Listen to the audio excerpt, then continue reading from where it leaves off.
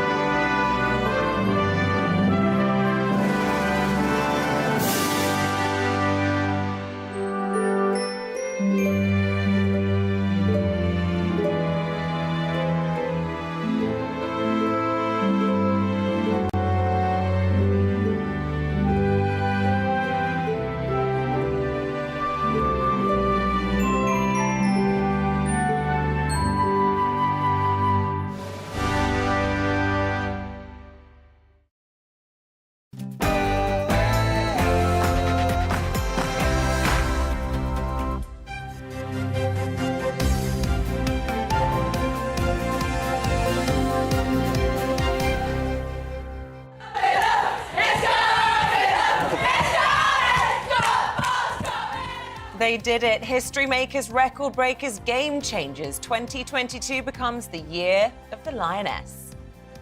A very good morning. It's 6 o'clock on Monday, the 1st of August.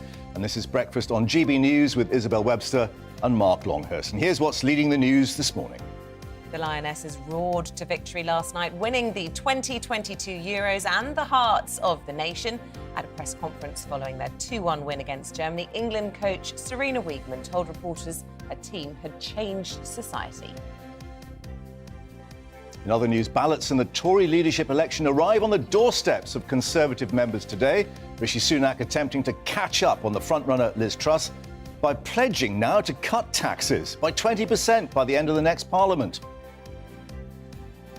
A last-minute appeal will be heard this morning in the case of Archie Battersby, who's due to have his life support removed at 2 p.m. today. It follows a request from a United Nations committee to keep the 12-year-old alive while it considers the case.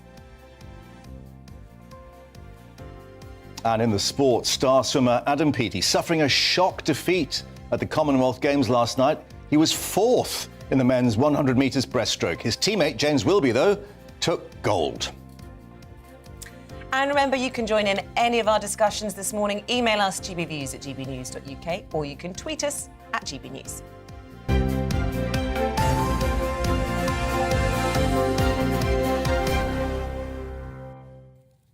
So after 56 years, yes, it's that long, of hurting, football finally came home. England beating Germany 2-1 in extra time in that tense and stressful game. It ended, thankfully, with the Lionesses bringing home the Women's European Championship.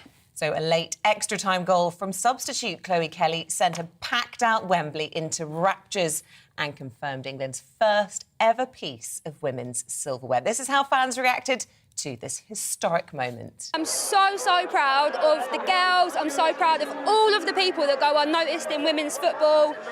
It's on the up. We're going to do well. This is it. This is the turning point, and we beat the men, so come on. We shouldn't say women or men, it's England. There we go, that's all it is. It's football as home, that's it. Obviously, we were so happy with the first goal, thought we had it in the bag. Next goal, and then we were literally like extra time, we can't cope with penalties, so to win, we're buzzing. We're so happy, so good. They've inspired me to already start playing, so it's going to inspire me even more, yeah. Well, to tell us how it all happened and where the women's game's headed next is our regular sports broadcaster and journalist Aidan McGee. Or should that be Mystic McGee, as he's been proudly telling us this morning? Did I mention it? You might have mentioned it, yeah. You're very pleased with yourself. That. Let's take a look at your spot-on prediction from yesterday. So, I think England will concede, but I think we'll score. I think we'll go 2-1 in extra time.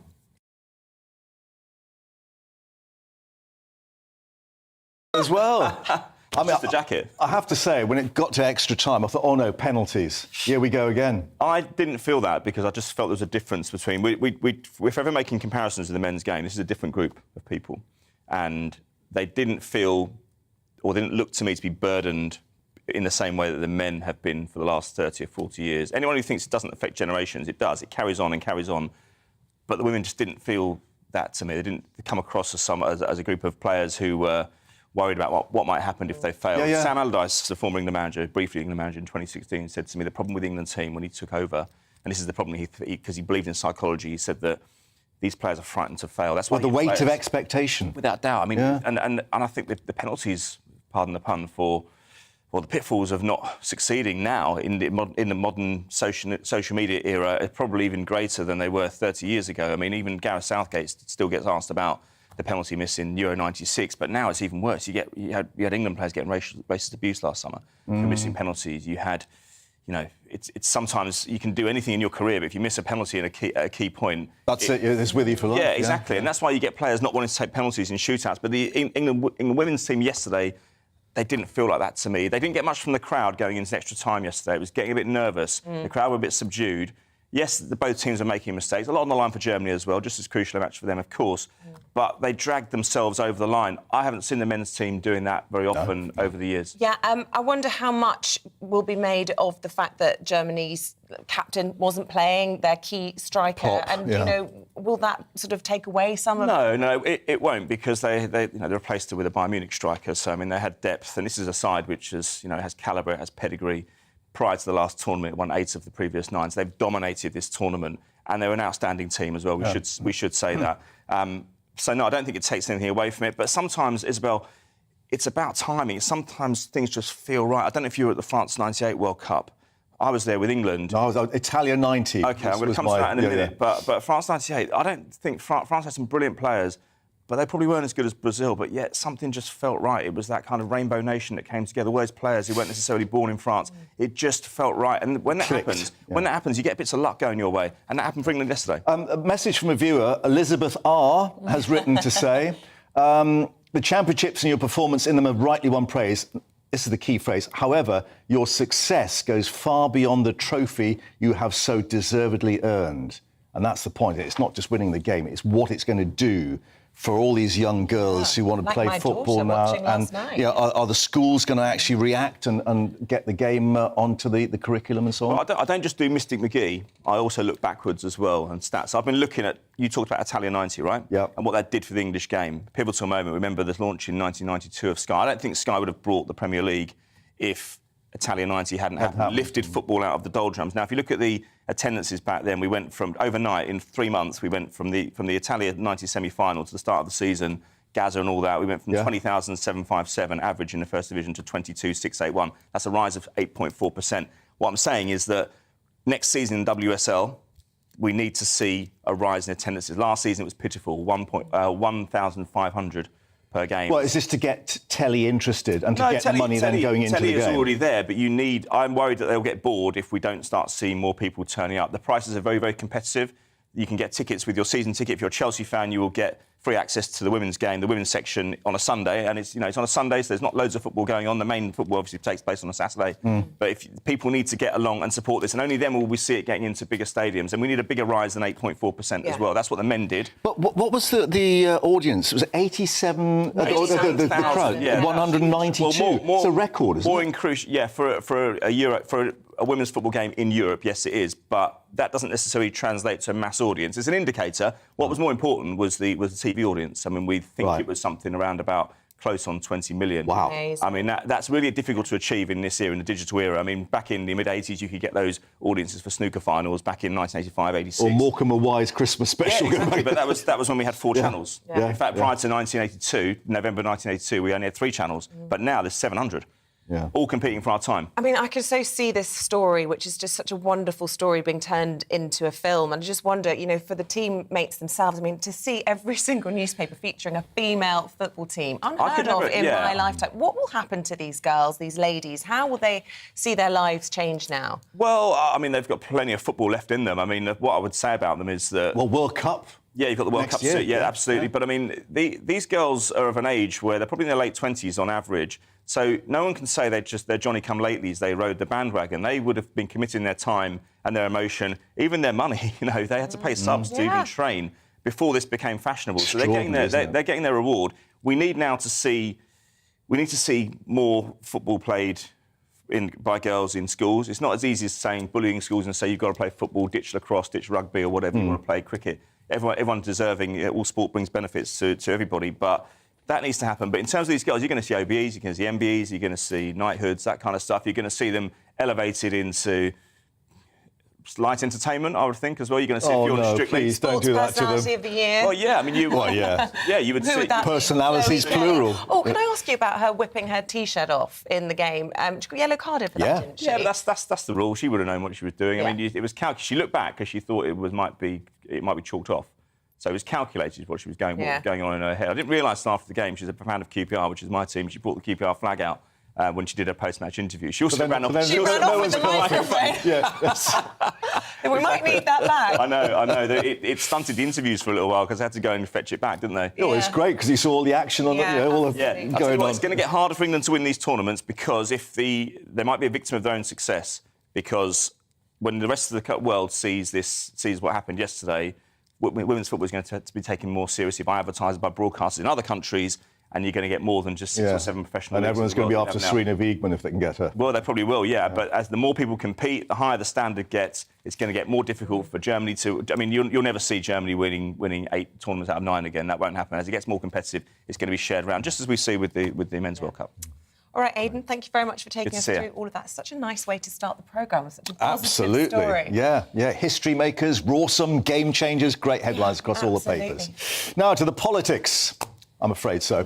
Liz Truss and Rishi Sunak will face off in the hustings as part of a crunch week in the leadership race as postal ballots start dropping on members' doorsteps. Yes, the Foreign Secretary Liz Truss has gained further momentum with the endorsement of Nadhim Zahawi and has promised school reforms and to unleash British farming through deregulation.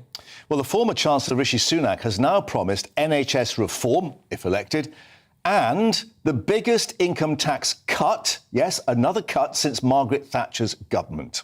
Well, for more now, let's speak to Deputy Digital Political Editor at the Daily Express, Dan Falvey. Very good morning to you, Dan. Can we start by talking about these huge tax cut promises from Rishi Sunak, who claims that he saved these to unveil today because it's the day that the voting begins in the membership. But is there an element of desperation, do you think, in such a wide-ranging income tax cut, given that he's criticised Liz Truss extensively for the same thing?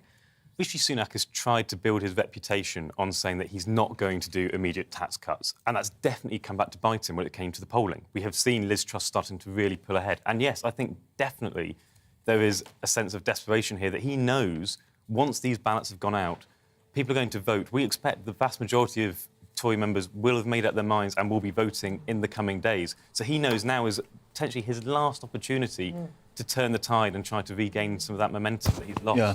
What's the status now of these ballots? Because I'm a bit confused. I mean, the suggestion was that everyone will have made their mind up now and it will be set in stone, that that means Rishi Sunak won't have the time to make up. But I gather they can actually change their minds effectively by going back and voting again online, is that right? That's absolutely right. So everyone is getting a ballot paper through the post, which are set to land from today. They'll be there in the next 72 hours or so.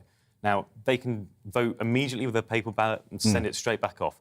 But if suddenly they decided on the 31st of August that, actually, I've changed my mind, you can go online and re-vote. And whatever the last vote you give will be the one that counts. Right, so it's still worth them with all the candidates fighting then, yeah? So there is no point in Rishi Sunak throwing in the towel now and going, you know what, it looks like it's Liz Truss's, I give up, because there's still plenty of time to turn this out. Although it really does look as though momentum's gathering behind Liz Truss, not least in the fact Nadhim Zahawi, the latest to back her. We saw Ben Wallace last week, Tom Tugendhat, of course, all big players, all members of the cabinet.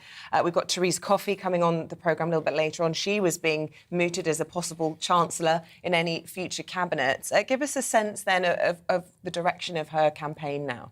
Well, I think what's really interesting is you saw with Ben Wallace, he was keeping very much out of the contest. He was saying, I'm focusing on my job, I'm focusing on defence, I'm not going to endorse someone. You saw the same with Nadhim Zahawi after he dropped out. He implied that he was going to stay neutral, he had to focus on the economy, he wasn't going to get involved. But as it began to look obvious who's going to be the winner, suddenly they feel quite happy endorsing Liz Truss. And I think that's because they've begun to see the way that it's moving. They know that there's a low risk now. What was that Boris Johnson quote? When the herd moves, it moves. Absolutely. How true that is. Yeah. Exactly. Well, let's head down to South Gloucestershire now to speak to one of our GB News viewers and listeners, Roy Garner. And Roy, thanks for joining us, because, of course, you were a Conservative councillor for many years, indeed a chairman of a Conservative association. Have you made your mind up yet? I'm no longer a member. I left the Conservative Party. Well, no, I believe that the Conservative Party left me. Basically, in the last few years, they've been anything other than Conservatives. They've lost all of the basics. If you look at anything, the financial status of the country, they've lost it. We're now being treated to people who are saying that they're going to do tax cuts when in the last couple of years they've been doing nothing but tax and spend. I don't think there's a government department that's actually been performing. In the private sector, many of these people would have been sacked. Roy, I wonder if you were still a member in 2001. Lots of comparisons have been made with the Ian Duncan Smith, Ken Clarke moment, and the comparison being with Liz Truss and Rishi Sunak, that perhaps the membership are going with their hearts rather than with their heads on this in terms of electability at a general election. I think at the moment Liz Truss is more believable. I'm very disappointed on her statement, alleged statement, where she wants to make it illegal to catcall. I mean, that is unenforceable. You don't create laws that are unenforceable. Apparently the crime rate at the moment is police are getting 1.8% to court. Well, with that sort of thing, there needs to be an awful lot of rethink about the whole thing. And I hope that whoever wins through starts looking at those sort of things. I mean, the police and the crime commission. Yeah, from what you're saying, obviously this at the moment is an election for the Tory party leadership. But of course, they become Prime Minister. We could be getting a general election in 18 months or less, even though it could stretch to 2 years. What does this say to you about the Tory party chances of returning to power at a next general election? As they stand now, no chance. Wow. They're very fortunate. They're very fortunate that they've got no opposition. The Labour Party has no credibility whatsoever. The Liberal Democrats, well, they're the Liberal Democrats, have not been in power for many years. I think that there's an opening now for the groupings like Reform Party and so on. Independents, I think, are more likely to come through at the next election. The political class has lost an awful lot of trust. Roy, it's been absolutely delightful to talk to you. Roy Garner, thank you very much for getting in touch with us. And lovely part of the world you're in, South Gloucestershire. I know it well. I hope you have some sunshine there today. Thank you. Thank you very much. Thank you. Another thought to you, Dan, if I may, just on some of the comments being made there. I mean, if Liz Truss is going to be the clear winner, what do you make of her electability? Well, I think what's going to be interesting is, at the moment, Liz Truss is very much going for the Tory party membership. When it then comes to being Prime Minister, she will then be able to turn her attention to winning over voters as a whole. What I think is really interesting in all of this is what Labour are doing. And to go back to Roy there, what we've seen is Labour aren't coming out and announcing great big policies. Keir Starmer has tried to, in many ways, you can see that he's trying to replicate what Tony Blair did with the Labour Party. Now, Tony Blair had a saying where he said, when you know you're going to win, that's when you fight as if you're not going to. And that's what we don't seem to be seeing from Labour. They seem to be quite happy and comfortable sitting ahead. Right. Is that because he's keeping his powder dry, or he's really still got trouble with the left wing of the party as to which direction they take to put this stall out for a general election? Well, I think we've got, as you said, we've got an election coming up soon, so he's going to have to put those arguments with his party to bed and start focusing outwardly. And therefore, while Labour aren't making great big policies, don't write off the Conservatives at all, because they could turn this around yet. Labour aren't, whizzing ahead and creating some vision that's bringing the country along with them. Speaking of not writing people off, a final thought about Boris Johnson. Many of our viewers and listeners still very, very sad about what's happened and how it's unfolded. He, of course, had his big wedding celebration over the weekend, and he's been quoted in the papers this morning as saying it was the biggest stitch-up since the Bayeux Tapestry. Typically Boris Johnson-type style comment. What do you make of that? Well, I think it's almost hard to know with Boris Johnson where he's being serious and where he's having a bit of a joke, and he knows that he's very popular. He knows that sort of comment goes down well. The idea of him returning, I think it's difficult to see any time soon. I think we'll see him probably put his head down, disappear from mainstream politics for a while, but I think we'll see him back in a few years' time. Maybe not on the front line, maybe not on the green benches, but we're not going to have seen the last of Boris Johnson. OK. Dan Falvey, really good to get your thoughts, as always. Thank you very much. Right, with the time at 19 minutes past 6. Time flies, doesn't it, when you're enjoying yourself? Yeah. We're going to bring you up to date on the latest headlines. Well, a virtual Court of Appeal hearing is to take place at 11 this morning, all to hear Archie Battersby's life support treatment case. Now, the government has referred the case back to the courts for what they say is urgent consideration. It follows an intervention by the UN, United Nations. Barts Health NHS Trust has said his treatment will end at 2 p.m. this afternoon, after a High Court ruled that was in his best interests. Lincolnshire police have charged a 22-year-old man with the murder of 9-year-old Lilia Valuti. She was found stabbed on a street in Boston on Thursday. Lithuanian national Deividas Skebas was arrested yesterday after information from the public. He'll appear at Lincoln Magistrates Court later today. Waitrose is to follow Marks & Spencer and Tesco by removing best before dates on some 500 fresh food products. That's all an effort to reduce food waste.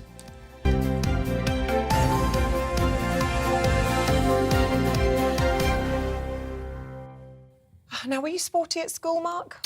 I was, like you, a bit of a runner. Okay. 200 metres was no, my... that was too far for me. 24.7 was my best time. So a much better runner than I was. I did love sprinting, shorter distances and a bit of hurdles as well. But according to an article in the Mirror today, they're saying if you were sporty at school, you're more likely... I couldn't actually find the page it was on. You're more likely... I did use my highlighter earlier, so let's see if I can see it without my glasses. Because it was an interesting quote, wasn't it, about what it takes? Yes, it said it makes you grittier and hard and work harder. Here we go. Right, let's put the glasses on to read this. Right, are you ready? Having breakfast in bed, whatever you're doing at the moment? Because if you do play sport at school, it combines passion, perseverance, courage, endurance, resilience, conscientiousness and excellence. Apart from that, what's sport ever done for us? Do you know what it did for me? It created my group of best friends that I still have to this day. Yeah. My netball team from secondary school, still my core group of girlfriends. Yeah. You just form a bond, don't you? Yeah, and that camaraderie and the competitiveness. Loved it. But let us know, do you think that's true? Or perhaps you're not sporty and this really winds you up when you hear all these sorts of things. Let us know your thoughts. Get in touch the usual way this morning. Coming up, England winning gold in the 100-metre breaststroke at the Commonwealth Games, but it wasn't Adam Peaty. We'll get the latest coming up after the break. First, though, the weather. Looking ahead to today's weather, and the UK is looking dry and sunny for most, but rain arriving in the west later. Let's take a look at the details. So it will be a dry and bright start across the southwest of England with some early sunny spells, but cloud may linger over higher ground and soon feeling warm in the sunshine. London and the southeast will have a rather cloudy start to the day on Monday with the odd shower likely, possibly heavy in places. It's a dry and mostly sunny start across South Wales with a little more cloud towards the west, quickly feeling warm in the sunshine. Monday morning will start dry and sunny across the Midlands with almost clear blue skies for all areas. And after a mild night, temperatures will soon rise through the morning in the August sunshine. There'll be a mix of sunny spells and broken cloud across northeast England. An isolated, mostly light shower is possible, but most places will remain dry, feeling pleasantly warm in the sunshine. Then it will be a dry start across Scotland with plenty of sunny spells from the start, the odd shower possible in the east, but most places will stay dry. and Northern Ireland will start Monday dry and sunny, soon feeling warm in the sunshine, but cloud will slowly build from the west through the morning before rain arrives in the afternoon. Staying dry with sunny spells in the south and east, but rain arriving in the north and west. And that's how your weather's shaping up for the rest of your month.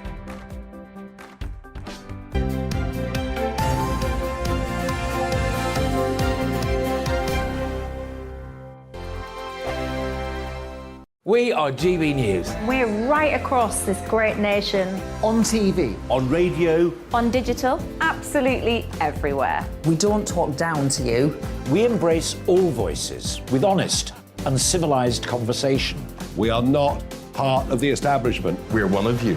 And we're only getting started. Join us on GB News, the People's Channel, Britain's news channel.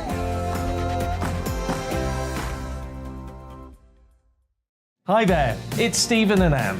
At breakfast from 6 a.m, you'll always be caught up with everything you need to know, the latest headlines, opinions and debates. We'll bring you the good news and the bad, but most of all, we're here for you. Remember, send in your views and let us know what you would like us to talk about. That's because we're your news channel. And every morning at 6 a.m, it's breakfast on GB News.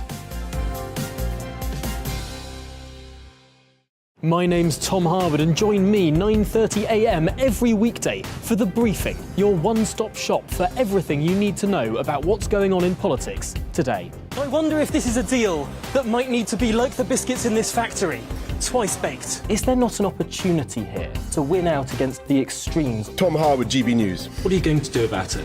Things should have been done differently, and they certainly are being done differently. Don't miss it. The Briefing with me, Tom Harwood, 9:30 Monday to Friday on GB News. Where would you like to go? Just take me to the studio, please, mate. You know where you're going. I've got a show to do. Friday Night Feast on GB News, 7 p.m. And it's like nothing you've ever seen before. We take a different angle on the week's biggest news stories. The viewers and listeners set me some absolutely mad challenges to do. We tried to rehome a rescue dog. And yes, there's some other wacky stuff in there as well. I feel like I could take on the world. Well, that's that. Friday Night Feast with me, Patrick Christie's, every Friday, 7 till 9 p.m. on GB News. Be there.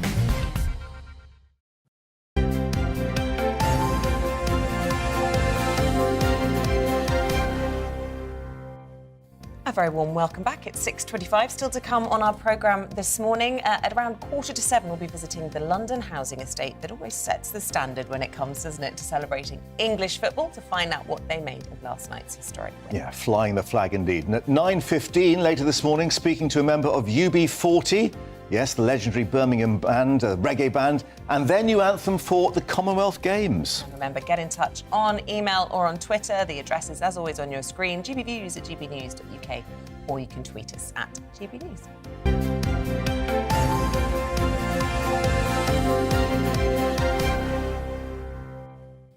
So the latest on those games now, and swimmer Adam Peaty suffering his first defeat in 8 years in the 100 metres breaststroke final last night after having breezed through the semi-final. Yes, England still took home gold, though, on the back of teammate James Wilby, as Peaty finished in fourth. Well, the Commonwealth Games continuing today. 28 gold medals up for grabs on day 4. Our Midlands reporter Will Hollis in Birmingham for us. Good morning, Will, in Victoria Square there. Bit of disappointment for Adam Peaty, but I gather it was only 10 weeks ago he'd broken his foot. Yeah, the complete polar opposite of the celebrations that we were seeing for the Lionesses around the same time last night. Adam Peaty, he's probably the biggest name in this Commonwealth Games for not only England but also for Britain, and a lot of high hopes for him because of his success in the Olympic Games. He got his first gold medal in 2016 in Rio de Janeiro, and then 2 gold medals after that in Tokyo. So reigning champion, never been beaten in 8 years, as you say. So there was some high expectations, and despite that broken foot, as you mentioned, people were really expecting him to perform in the way that he usually would perform.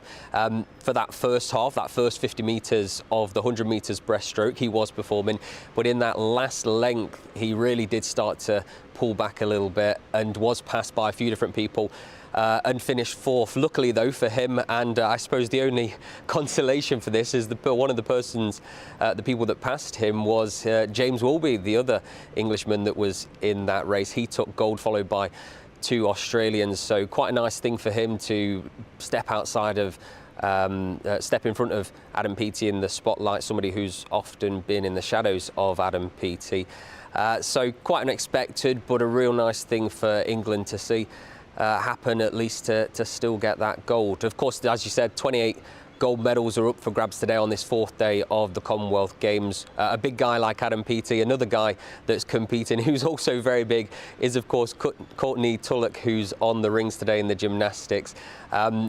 If you want to see somebody's strength, you should watch Courtney perform tonight, because that is going to be something that is going to make headlines tomorrow, I can imagine. But in the same way that we were expecting headlines today about Adam Peaty winning, you might see that tomorrow for Courtney Tulloch, because anything can happen in these games because the competition is just so fierce. So lots of things to see, lots of things to keep your eye on, and lots of things happening in Birmingham. It is quite quiet right now. Nobody's here, only a few people and a few security guards and policemen, but you're going to see lots more from the Commonwealth Games throughout the day and the rest of the week too.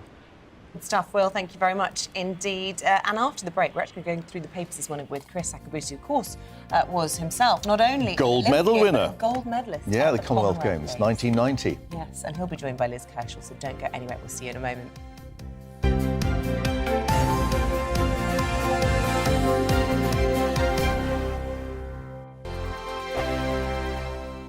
We are GB News. We're right across this great nation.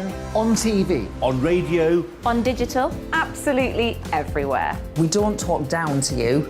We embrace all voices with honest and civilised conversation. We are not part of the establishment. We're one of you. And we're only getting started. Join us on GB News, The People's Channel. Britain's news channel.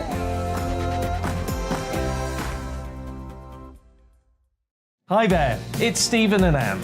At breakfast from 6 a.m, you'll always be caught up with everything you need to know, the latest headlines, opinions and debates. We'll bring you the good news and the bad, but most of all, we're here for you. Remember, send in your views and let us know what you would like us to talk about. That's because we're your news channel. And every morning at 6 a.m, it's breakfast on GB News.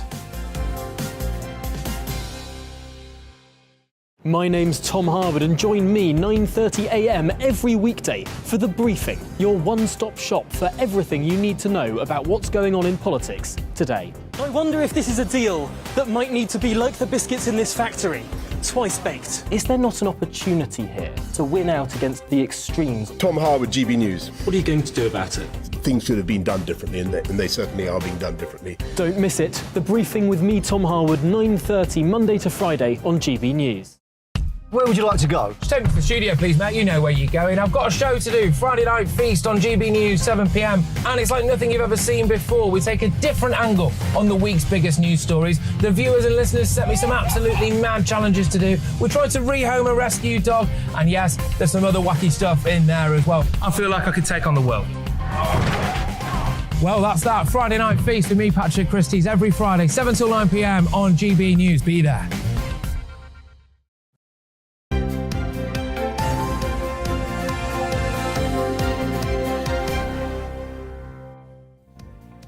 Welcome back. The time is 6:31. Let's bring you up to date on the latest headlines. The Queen has hailed the Lionesses' historic Euro 2022 win as an inspiration for girls and women across the nation. Well, it's England's first major championship win since, yes, the 1966 World Cup. England beating Germany 2-1 in extra time in front of a record crowd of more than 87,000 at Wembley. In a last-ditch attempt to win over Tory members before they start receiving their ballots today, the two leadership candidates have made further policy announcements. Liz Truss has vowed to remove EU regulations and red tape in an effort to improve the nation's food security. The Foreign Secretary also promised to tackle staff shortages in farming with a short-term expansion to the seasonal workers scheme. Well, Rishi Sunak has committed to taking 4p off income tax within 7 years if he becomes the next Prime Minister. The former Chancellor saying that cutting the basic rate from 20p to 16p in the pound would amount to a 20% tax reduction. Quote, the largest cut to income tax in 30 years. And Adam Peaty says his shock defeat in the men's 100 metres breaststroke final was heartbreaking after he finished outside the medal positions. Peaty is the reigning Olympic champion and world record holder for 8 years, but lost to his teammate James Wilby, who claimed gold.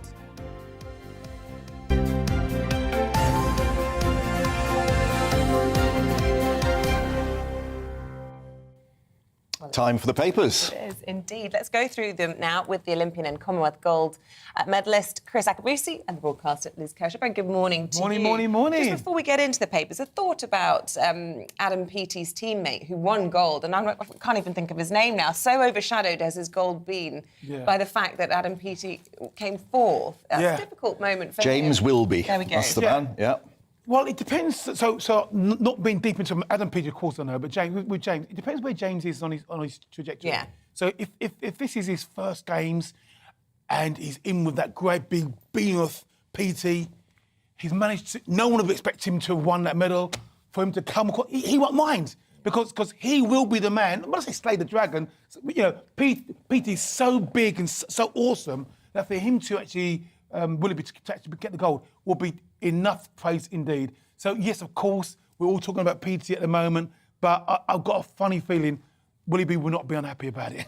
We've got to mention the jacket and the tie. Yes, indeed. Yes. With the badge, it still fits. I've started myself for the last month to get into this. 1990? This is 1986. Oh, 86 This is the Edinburgh one. Wow. So what did you get at that one? I got the 4x4 relay in this one. That was my first major medal, and then the Europeans of that year. So 4x4 relay in that one, and then 4 years later, the 400 hurdles and the 4x4 relay. Get in! Little Bird has told us, though, the fact he's not wearing his gold medal is that it's up in the loft still. Well, no, So, I was asked to bring in your gold medal. So I've got a display cabinet. Went into the display cabinet, Worlds, Europeans.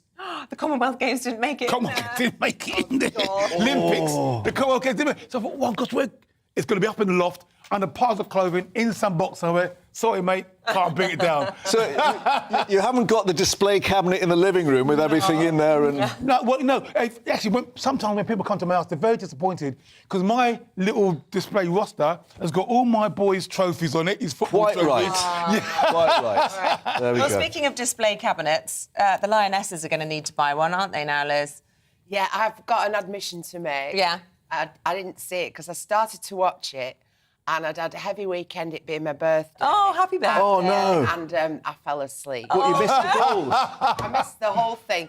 And I woke up and I was so thrilled as I went to bed to learn that, England had won. I was just a bit disappointed because they could have got a couple more goals because my birthday was the 30th of July, always is. Right. 1966. Oh, right. And at my birthday party that year, my 8th birthday party, all the boys, because that's what it was like, girls, this is the point we'll be making over and over again today, I think. Girls weren't supposed to be interested in football. No. But all the boys were cradled around the telly, and it was black and white. We didn't get colour till the... From radio rentals, probably. Yeah. And they were all cradled around, and I was going... I want to play Pass the Parcel. I want to play musical chairs. So it's always stuck in my mind. So anyway, last week, when it got down to England were through to the final and France or Germany would be through, I never go to a betting shop. And I stole myself and I went into Coral's betting shop, said, I'd like to put a bet on, please. I was like, yeah, right. I said, because I just thought, it's going to be 4-2 as well. We're going to beat Germany. I'm going to beat them 4-2. I was convinced. So you didn't listen to Mr McGee with his 2-1 and extra time? No, dear. That would have been more realistic, but I was just fixated on history repeating itself. So I put a tenner on, didn't know what I was doing, and I looked at the slip and it was 70-1. So what? Oh, wow, you would have had quite the win. I was so thrilled, but I think Miss Peaty is more realistic. 2-1. It was a great result. I can't comment on the match, but I've got lots to say about girls and sport and football because it was a different world. When Chris and I were at school, were the same age. It was just unladylike. Well, girls could play hockey, couldn't they? Could play hockey. Lacrosse, netball, Which I don't want to see die out as a result because I've noticed that girls aren't playing rounders at school anymore. It's been replaced with cricket because it's more unisex, and I think that's a shame for rounders. So I would hate, having come from a netball background, to see netball suffer as a result of football. But there's not necessarily... I mean, there's room for all. Oh, most definitely. And, when my little lad was playing football, I'm talking about now when he was like 6 and 7, the girls played along with the boys, and at that age, they're as strong and as competitive as the young boys in the same team. Yeah. Well, I mean, looking at the papers, I guess they had to have 2 different front pages ready according to what the result was going to be. But they've actually got all the arms going up across the fronts of Rawsome, history makers. You've got the Mail there, the cracking front page. The Mail's great. It's the young lady who's whipping her shirt around. Kelly. Yeah. She scored the winner. Yeah, got a yellow card for it then. Well, that was always going to happen, but there you go. Why though? Why did she get penalised? Well, I mean, it happens for the men as well. You can't take your shirt off. And also, if you look, there's a sponsor underneath there, and I mean, this is the innocence of the girls at the moment, because the unadulterated joy and excitement and happiness. And if you saw any of the interviews, the TV crew couldn't hold them. Because she walked away with the microphone, didn't she? Well, but there was some instance of the girls just wanted to be in the moment with the other girls. I'm calling them girls, ladies. Thank you. Great. But they wanted to be with the other girls, enjoying it, enjoying the atmosphere, and just.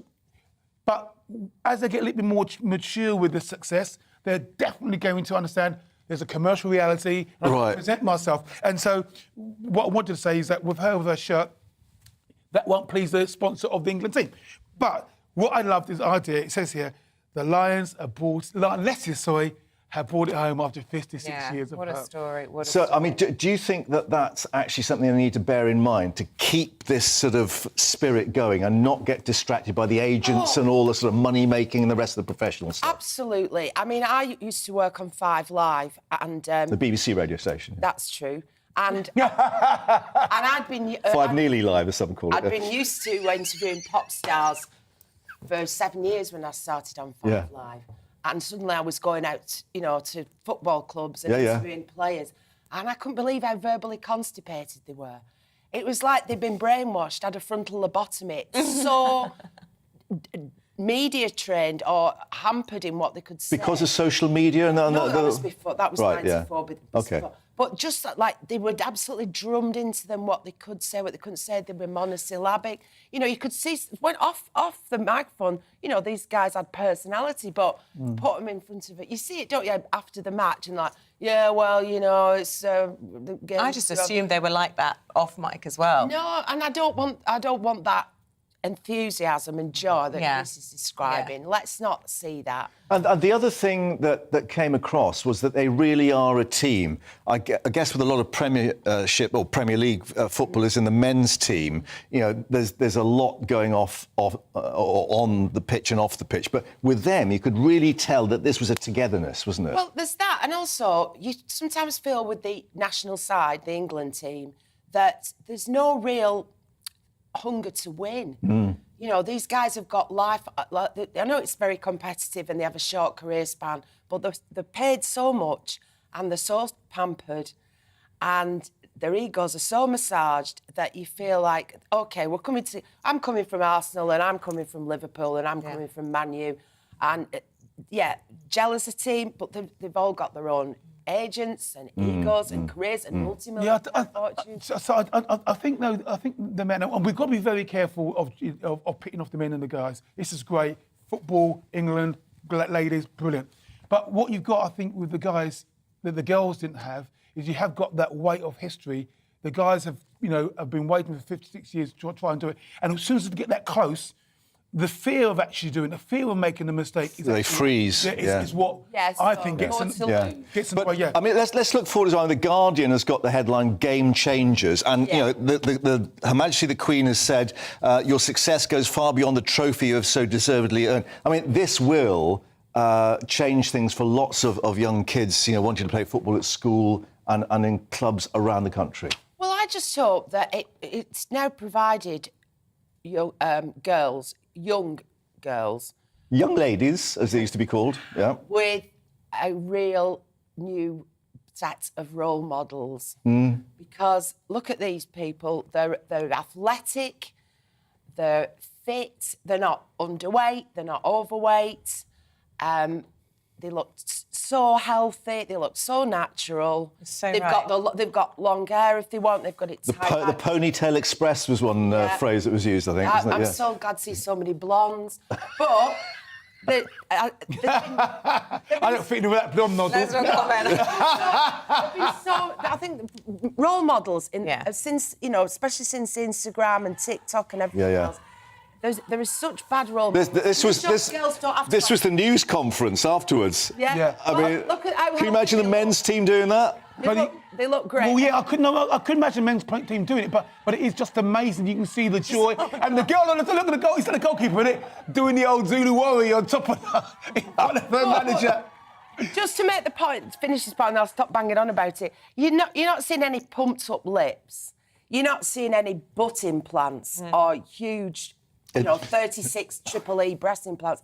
That's not what girls should be aiming for. So let's hope they look at these girls now and think, I want to be like that. And I can. And also, when I was being brought up, it was, as I said, I used the word unladylike earlier. But you weren't supposed to be. It wasn't demure and ladylike. You weren't supposed to be so competitive in that sort of physical. Well, that's why the FA banned it in 1921, wasn't it? They said it was unladylike for women to play football. But I mean, the other thing, my wife was saying, blimey, they're really going in. And, the tackles and the body checks and all the rest of it, they weren't holding back. The headers are what worries me, and we know the effects of that. And I do wonder if it's different for women, whether or not, Good point, they need to have more concern. I don't know, women are... Well, the ball won't be travelling as fast when they... But nonetheless, I think if your little brain rattles around your head... Because that's a question for the young kids as well as they're coming into the game with the training. Do you actually say no heading for... I think that's where they're going. In 1921, the ball was made of leather. Oh, gosh, and then they got wet. Sodden. Spot on. It's not as bad as that now. Can we move on to politics? Because I think we've talked quite a lot about the football this morning, and I do want to try and squeeze this in. Liz, you've chosen from The Guardian. This is about the tax cuts from Rishi Sunak. 20% cut to income tax by the end of the next Parliament.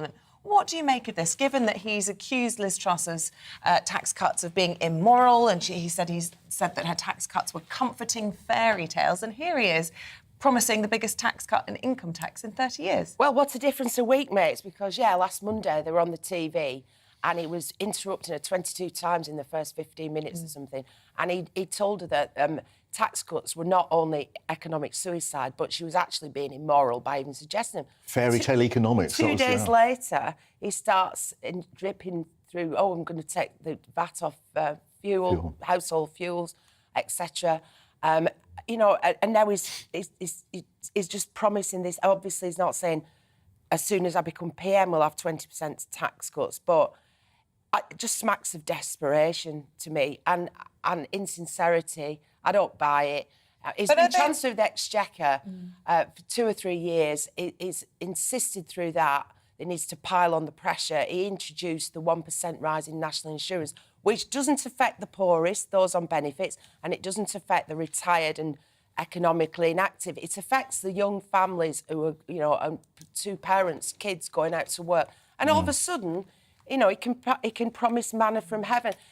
On the day that the ballot papers drop on Conservative... No coincidence, you think? No coincidence. I just think it's entirely cynical, and Liz Truss is getting my vote. Oh, interesting. OK, what do you think about it, Chris? Because I just want to ask, because, everyone gives Rishi Sunak such a hard time. It is particularly hard, I think, to move from number 11 to number 10 when you have had to make those difficult, often unpopular decisions. Liz Truss actually been in Cabinet longer than Rishi Sunak. And I wonder if, is it his fault for trying to play the same game as her, of making these promises, or are they both ultimately lying to people about whether or not... No, I'm asking the question. Because how can you pay for all these things, like increasing defence spending, if you're making these huge tax cuts? I mean, they're both being economical with the truth, let's put it that way. Oh, very good. Thank you, yes. With the headline, it says Sunak pledges 20% cuts by end of decade. 7 years. So that's a long way away, and the Port Tories might not be in then. And often a lot of politicians can say a lot of things that they're not going to have to do on their own watch and leave that up to somebody else. It is short-termism. Richie has got a job to do, which is getting to number 10 in 6 weeks or 3 weeks' time, whenever it is when the Tory party get together and do the election. Yes, he's been economical.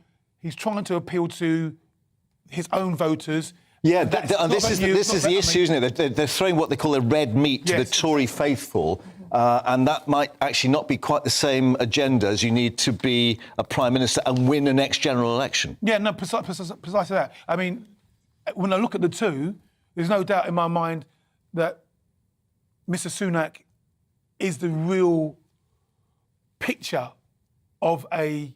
a number 10 down. That he would be a Prime Minister? Yeah, no, there's no doubt about it for me, but he won't get in. Why? Why is he? I mean, why does he look more like a Prime Minister? I'll tell you. You've asked a question. I'll tell you. Yeah. He's more articulate. He's more across the brief. He's got much more attention to detail. You can tell this guy knows what he's talking about. He's a technocrat. When you look at when I look at Miss Truss, what I see is she is compliant. Will be more collegiate. That she will have strings pulled from around the background with the ERG group, with Mr Rees-Mogg. What, she's trying to be all things to all... 100%. Right. And now Tugendhat's got involved, so that's pulling the centre of the party, and she's loved by the party membership. Yeah. I understand. One point about Liz... You could say that she listens to other people, and she's not just nakedly ambitious and setting themselves up. Why did she front the interview with Andrew Neil, where Rishi Sunak agreed to be interviewed by him? She didn't. I would have to ask her. We would have to ask her, but... I don't think she's... I agree with Chris. She's not as much of a performer. Yeah, exactly. She's not as smooth. And do you need that to be a Prime Minister? You can... It's very helpful. I mean, somebody who can stand there... Neither of these candidates can, but somebody who can stand there and make a speech without notes is a natural orator. You know, a really great orator. Tony Blair was one. Yes. Boris Johnson, Margaret Thatcher, yes. The Sunak and Truss are not. Neither of them are great orators. Not cut with the same cloth. When he made his launch for his campaign, and he was reading it, and all these great, compliments about Boris Johnson, it was so clear that they'd been practising with a group of people advising in front of him, how to enunciate. Focus group, as they call it. Yeah. What emphasis to put on what, not just word but syllable. It was so contrived. So I agree that Liz Truss isn't a great speaker, but I don't think that he is too. I just think he is a very ambitious man. He's got his 1 foot across the Atlantic. His family's got 1 foot in India. He wants to be on the global stage. This is his passport to international success. Oh, interesting point. And he's using us to be as Prime Minister of the United Kingdom to enhance his image. Isn't it clever? Who needs hustings with these two, eh? Yeah, excellent. Thank you very much. I can talk. Me and Chris can talk without a script. We need autocue. We do. Yeah, we'll leave it there. Come back and tell us about the NHS crisis and the royal scandal. We didn't get round to those, but we want to cover those in the next paper review in the 7 o'clock. We're going to turn our attention, though, back to the Lionesses, because, of course, it was a historic last night, that Euros win. Ellie Costello is in Bermondsey for us this morning, talking to fans about that game. What's the reaction been down there, Ellie? What an amazing game last night. I don't think for many of us it has even sunk in what happened last night. England beat Germany 2-1 in extra time. So what better place to be this morning to get reaction than the most patriotic estate in the United Kingdom. It is, of course, the Kirby estate, and we wanted to show you this incredible mural. Obviously, Fran Kirby. It all makes sense, doesn't it? It was like it was meant to be. And you can see up here, Kirby Estate SE16, and we've actually just found out that they're going to change this mural now. It's going to say 1966 up there in that corner, and it's going to say 2022 on the other side. We now have 2 pieces of silverware. It's so exciting. And look at this second mural here. This says, "Come on, England, just one more." And this mural was painted on Friday. This estate is so proud of the Lionesses. We're going to show you around this estate now. Look at the amount of flags that have been put up. We know that there are over 300 of them. I have been told they were struggling with the wind and keeping them there, but there were celebrations here last night. People were roaring for the Lionesses. So let's speak now to one of the residents of the Kirby estate and one of the very small team that organise all these incredible flags. This is Chris Dowse. Good morning to you. Right. First of all, how's your head after last last night. You were partying hard. We were partying hard, but I'm actually all right because I was kind of in charge. You were in charge. So I had to make sure I looked after everyone and make sure I looked after all the equipment and stuff. And I heard you were DJing as well. I was DJing till about, well, we didn't go too late. She was quite mindful of our neighbours. We stopped at about 10. So tell me, what was this scene like here last night when that game was taking place? Take me through the game. The game, it was, I mean, obviously the game itself, it was very nervous. I mean, Germany played very, very well, and it was quite tense. Yes. Because of past tournaments, we weren't sure like what was going on. We've obviously lost the semi-final before, we lost the final last year. But obviously this year, once we won 2-1, a lot of us didn't know what to do. I know. What do we do now? Were you worried about penalties at one point? I know I was very nervous. 100% worried about penalties. We started talking about saying we don't want to go to penalties. No. Not against the Germans. And you had a great setup here last night. The whole estate came together to watch this game, didn't they? Yes, they did. There was quite a few of us. There was a military operation yesterday morning. It started about 7 o'clock. We had a bouncy castle delivered where you're standing now. A huge, giant bouncy castle, which, to be fair, was a godsend because it saved all the kids all day long, keeping them entertained. We had a giant screen here. We had myself set up as a DJ there. We had a barbecue going on. Just everything. Everyone from the estate come together and done what we had to do. Exactly, just like the girls, just like the Lionesses. They came in and they did what they needed to do last night. This is, I think, one of the best places to watch a football game. I wish I was here last night. It's amazing. The atmosphere is good. Yeah, it absolutely does sound it. Tell us about the operation, because this is what I find fascinating. 300 flags. Nice. How do you organise this? Over 300 flags, yeah, you're right. How do you organise this, and who puts them up? Well, there's a few of us. I mean, there's 3 of us originally. It's myself, Alan and Geraldine, but this year we've got Ian and Rebecca involved, especially Rebecca because she's got a garage. Great. So we can store everything. So we've utilised her garage perfectly. But literally we have to get a trimmer involved to make sure all the hedge is cut down properly. The flags aren't just put up either. They're actually like strategically put up central to the balconies as well. It takes about 4 days, and we all just have to do what we have to do. Yeah. We love it. And they're not up all the time, are they? They come out for these big games and these big competitions. We wish we could keep them up all the time, but I think they'd be ruined by the elements. I mean, it's been quite windy over the last couple of weeks, so a lot of the flags have taken an absolute battering. We have got new stock waiting to go up in future tournaments, but we've kept them behind for this one. But we would love to see them up permanently, but no, I don't think we can. No, well, it looks absolutely incredible. And finally, Chris, just very, very quickly, what do you think will be thought of the women's game now? Has this changed women's football forever? It has to have. It has to have put football on the map for the women more permanently than it was already. But now the men have to do what the women have done, which probably won't happen just yet. Who knows? But it has to be just for the little children that have seen what the girls can do, thinking if the little girls can play football, they've seen the women play football, the little girls are going to want to do the same and hopefully end up like Fran Kirby on a mural somewhere on an estate in the future. Chris, you are absolutely right. It's inspired a whole new generation. Well, after 56 years of hurt, the women have finally brought it home, and people here are so proud, as they are up and down the country. I think a few sore heads as well today, Ellie. Yeah, and you've got the right jacket on as well. Very good, thank you. See you later on. Right, we'll have more on the Lionesses' stunning win last night after the break. First of all, though, here's your forecast. Looking ahead to today's weather, and the UK is looking dry and sunny for most, but rain arriving in the west later. Let's take a look at the details. So it will be a dry and bright start across the southwest of England with some early sunny spells, but cloud may linger over higher ground and soon feeling warm in the sunshine. London and the southeast will have a rather cloudy start to the day on Monday, with the odd shower likely, possibly heavy in places. It's a dry and mostly sunny start across South Wales, with a little more cloud towards the west, quickly feeling warm in the sunshine. Monday morning will start dry and sunny across the Midlands, with almost clear blue skies for all areas. And after a mild night, temperatures will soon rise through the morning in the August sunshine.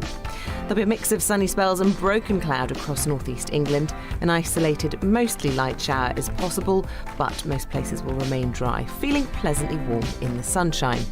Then it will be a dry start across Scotland, with plenty of sunny spells from the start. The odd shower possible in the east, but most places will stay dry. And Northern Ireland will start Monday dry and sunny, soon feeling warm in the sunshine, but cloud will slowly build from the west through the morning before rain arrives in the afternoon. Staying dry with sunny spells in the south and east, but rain arriving in the north and west. And that's how your weather's shaping up for the rest of your month.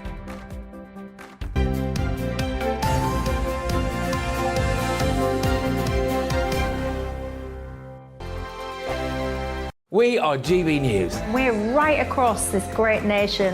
On TV. On radio. On digital. Absolutely everywhere. We don't talk down to you.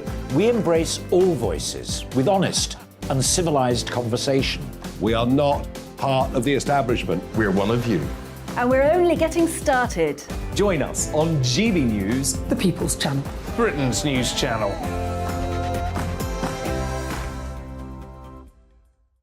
Hi there, it's Stephen and Anne. At breakfast from 6 a.m, you'll always be caught up with everything you need to know, the latest headlines, opinions and debates. We'll bring you the good news and the bad, but most of all, we're here for you. Remember, send in your views and let us know what you would like us to talk about. That's because we're your news channel. And every morning at 6 a.m, it's breakfast on GB News. My name's Tom Harwood and join me 9:30 a.m. every weekday for The Briefing, your one-stop shop for everything you need to know about what's going on in politics today. I wonder if this is a deal that might need to be like the biscuits in this factory, twice baked. Is there not an opportunity here to win out against the extremes? Tom Harwood, GB News. What are you going to do about it? Things should have been done differently, and they certainly are being done differently. Don't miss it. The Briefing with me, Tom Harwood, 9:30 Monday to Friday on GB News. Where would you like to go? Just take me to the studio, please, mate. You know where you're going. I've got a show to do. Friday Night Feast on GB News, 7 p.m. And it's like nothing you've ever seen before. We take a different angle on the week's biggest news stories. The viewers and listeners set me some absolutely mad challenges to do. We tried to rehome a rescue dog. And yes, there's some other wacky stuff in there as well. I feel like I could take on the world. Well, that's that. Friday Night Feast with me, Patrick Christie's, every Friday, 7 till 9 p.m. on GB News. Be there.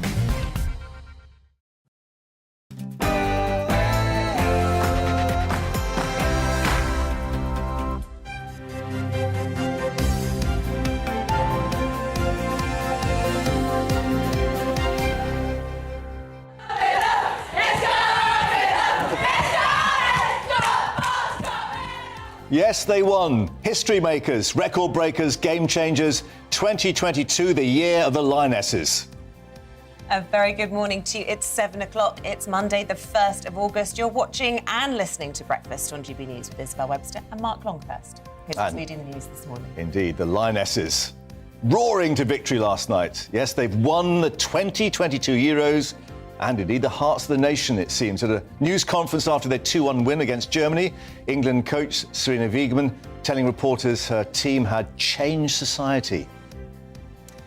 Ballots in the Tory leadership election arrive on doorsteps for Conservative members today. Rishi Sunak attempting to catch up on frontrunner Liz Truss by pledging to cut tax by 20% by the end of the next Parliament. A last-minute appeal will be heard this morning in the case of Archie Battersby, who's due to have his life support removed at 2 o'clock this afternoon. It follows a request from a United Nations committee to keep the 12-year-old alive while it considers the case further.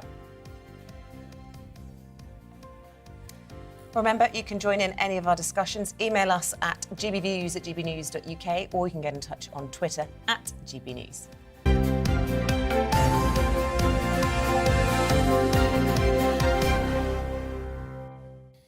So after 56 years, yes, we've been counting, of hurting, football finally came home. England beating Germany 2-1 in that tense and stressful game that ended, thankfully, with the Lionesses bringing home the Women's European Championship. Yes, a late extra-time goal from substitute Chloe Kelly sent a packed-out Wembley Stadium into raptures and confirmed England's first ever piece of women's silverware. This is how fans reacted to the historic moment. I'm so proud of the girls. I'm so proud of all of the people that go unnoticed in women's football. It's on the up. We're going to do well. This is it. This is the turning point, and we beat the men, so come on. We shouldn't say women or men, it's England. There we go, that's all it is. It's football as home, that's it. Obviously, we were so happy with the first goal, thought we had it in the bag. Next goal, we were literally like extra time, we can't cope with penalties, so to win, we're buzzing. We're so happy, it's so good. They've inspired me to already start playing, so it's going to inspire me even more, yeah. Well, to tell us how it all happened and where the women's game's headed next is our regular sports broadcaster and journalist, Eamonn McGee. Welcome, Eamonn. I just want to pick up on the comments of one of the fans there in the fan zone saying we shouldn't call it women's football or men's football, it's just football. I suppose as the only girl here on the panel this morning, I'd say, you know what, let's call it women's football. They've earned this. Let's give them the credit they deserve. Yeah, I mean, look, we shouldn't compare it all the time, but it is different. It is different. I mean, look at the fan reaction there this evening. I don't want to cast aspersions on all the fans who were there last summer, but we didn't see anybody last night barricading to get into Wembley. We didn't see anybody sticking fireworks up their backside or anything like that, No crowd trouble at all. A bit more ladylike, dare I say. Yeah, well, but having said that, I look at the makeup of the crowd, I think it was an even split in terms of the gender. So, I mean, it was just a much more cerebral and celebratory occasion. It was great. And I don't think if you look at the mindset of the girls who were playing yesterday, there was different to the men. They didn't seem burdened by fear. It wasn't like... Yes, they got into the extra time. They weren't getting much from the crowd. The crowd were nervous. They were tense. They're used to watching the men, I suspect.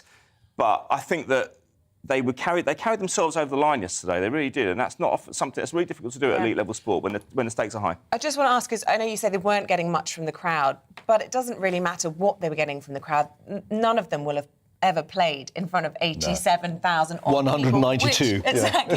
Which would have had a huge impact on their game, That's the whether challenge. or not they were getting much from them. I spoke many times about this beforehand. I said, yes, in the middle of last week, both Germany and England played in front of 28,000 and 29,000, I think it was, respectively, at Sheffield and Milton Keynes.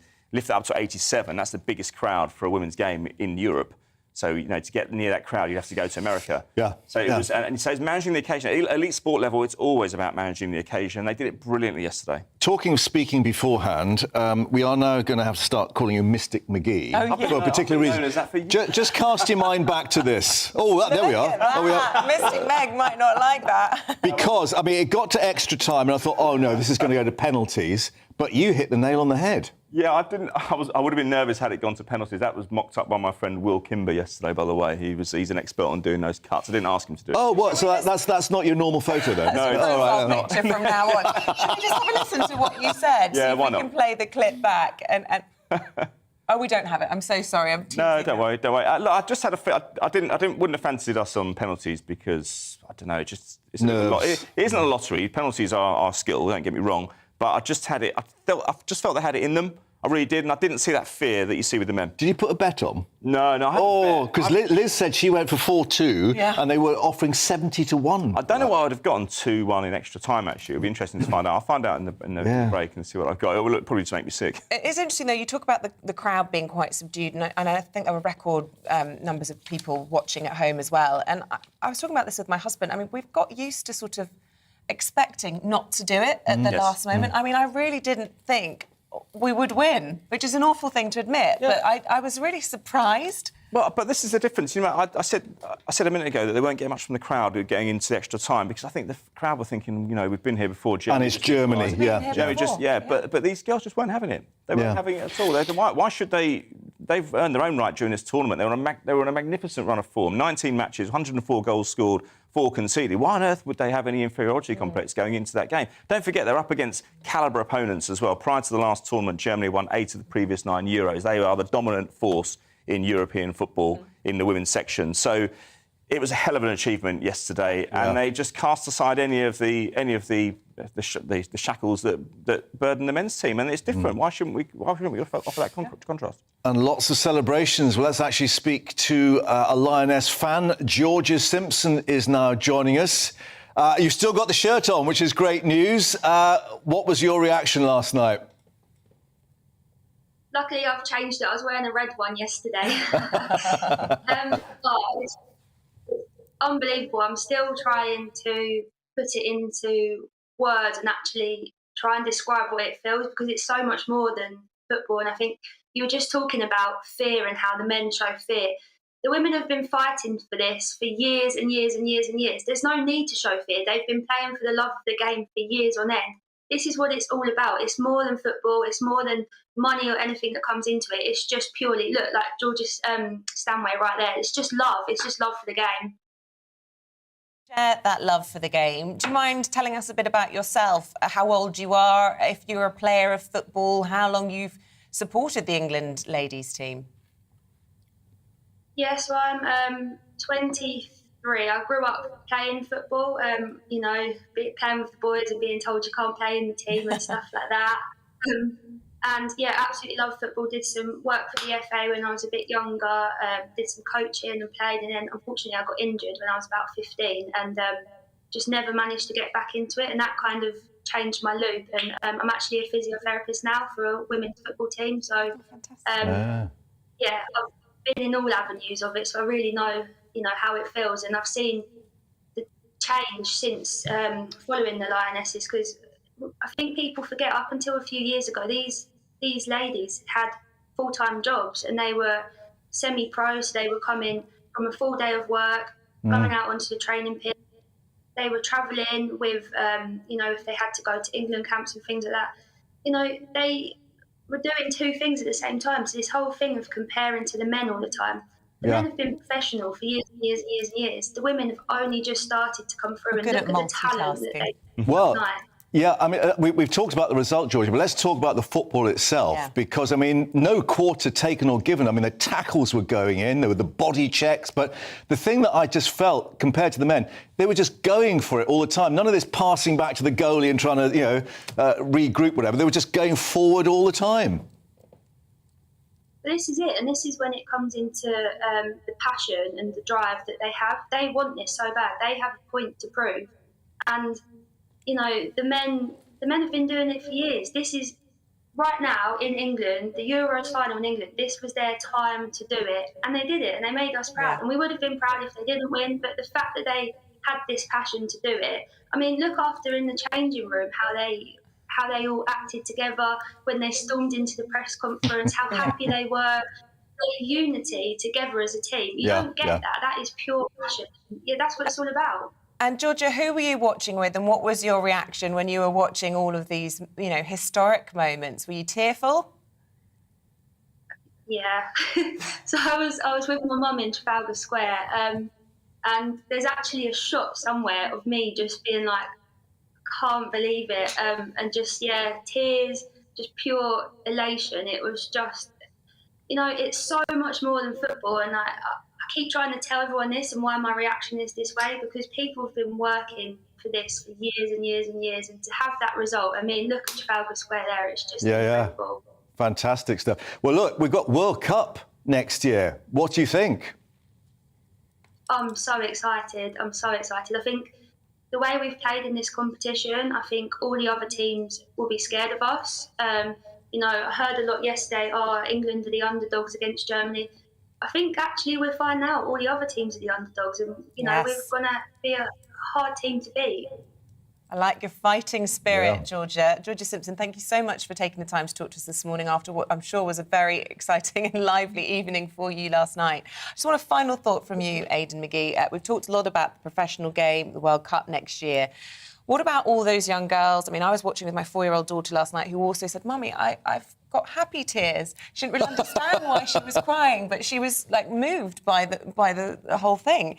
What's the legacy going to be going forward? And can supply, and we're talking about this in terms of clubs and schools... And schools particularly, meet this demand that's going to come through? Well, we have to do better than what we did 10 years ago, London 2012. The legacy for that in terms of participation wasn't anywhere near the numbers that it was anticipated back in 2011-12.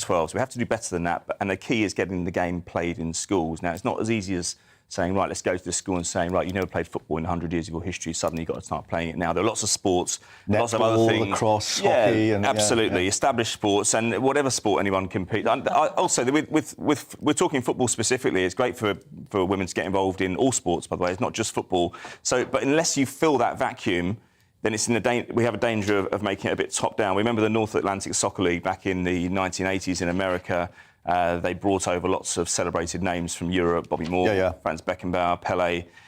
Those players passed on quite quickly because they were quite advanced in years anyway, but they had nothing coming through before that. Lo and behold, within 4 years, the whole thing crumbled and was never seen again until the 90s. So we don't want that to happen. We want to see an increase in attendances. The average in the WSL last year, 12 teams in the top division was 1,500. We need to see 4s and 5s minimum. And Ian Wright making the point that the games have to be actually a decent time so people can get to them and watch them. Yeah, I mean, look, it's on a Sunday. Yeah. I don't think the scheduling is the problem, but I don't think they're advertised well enough.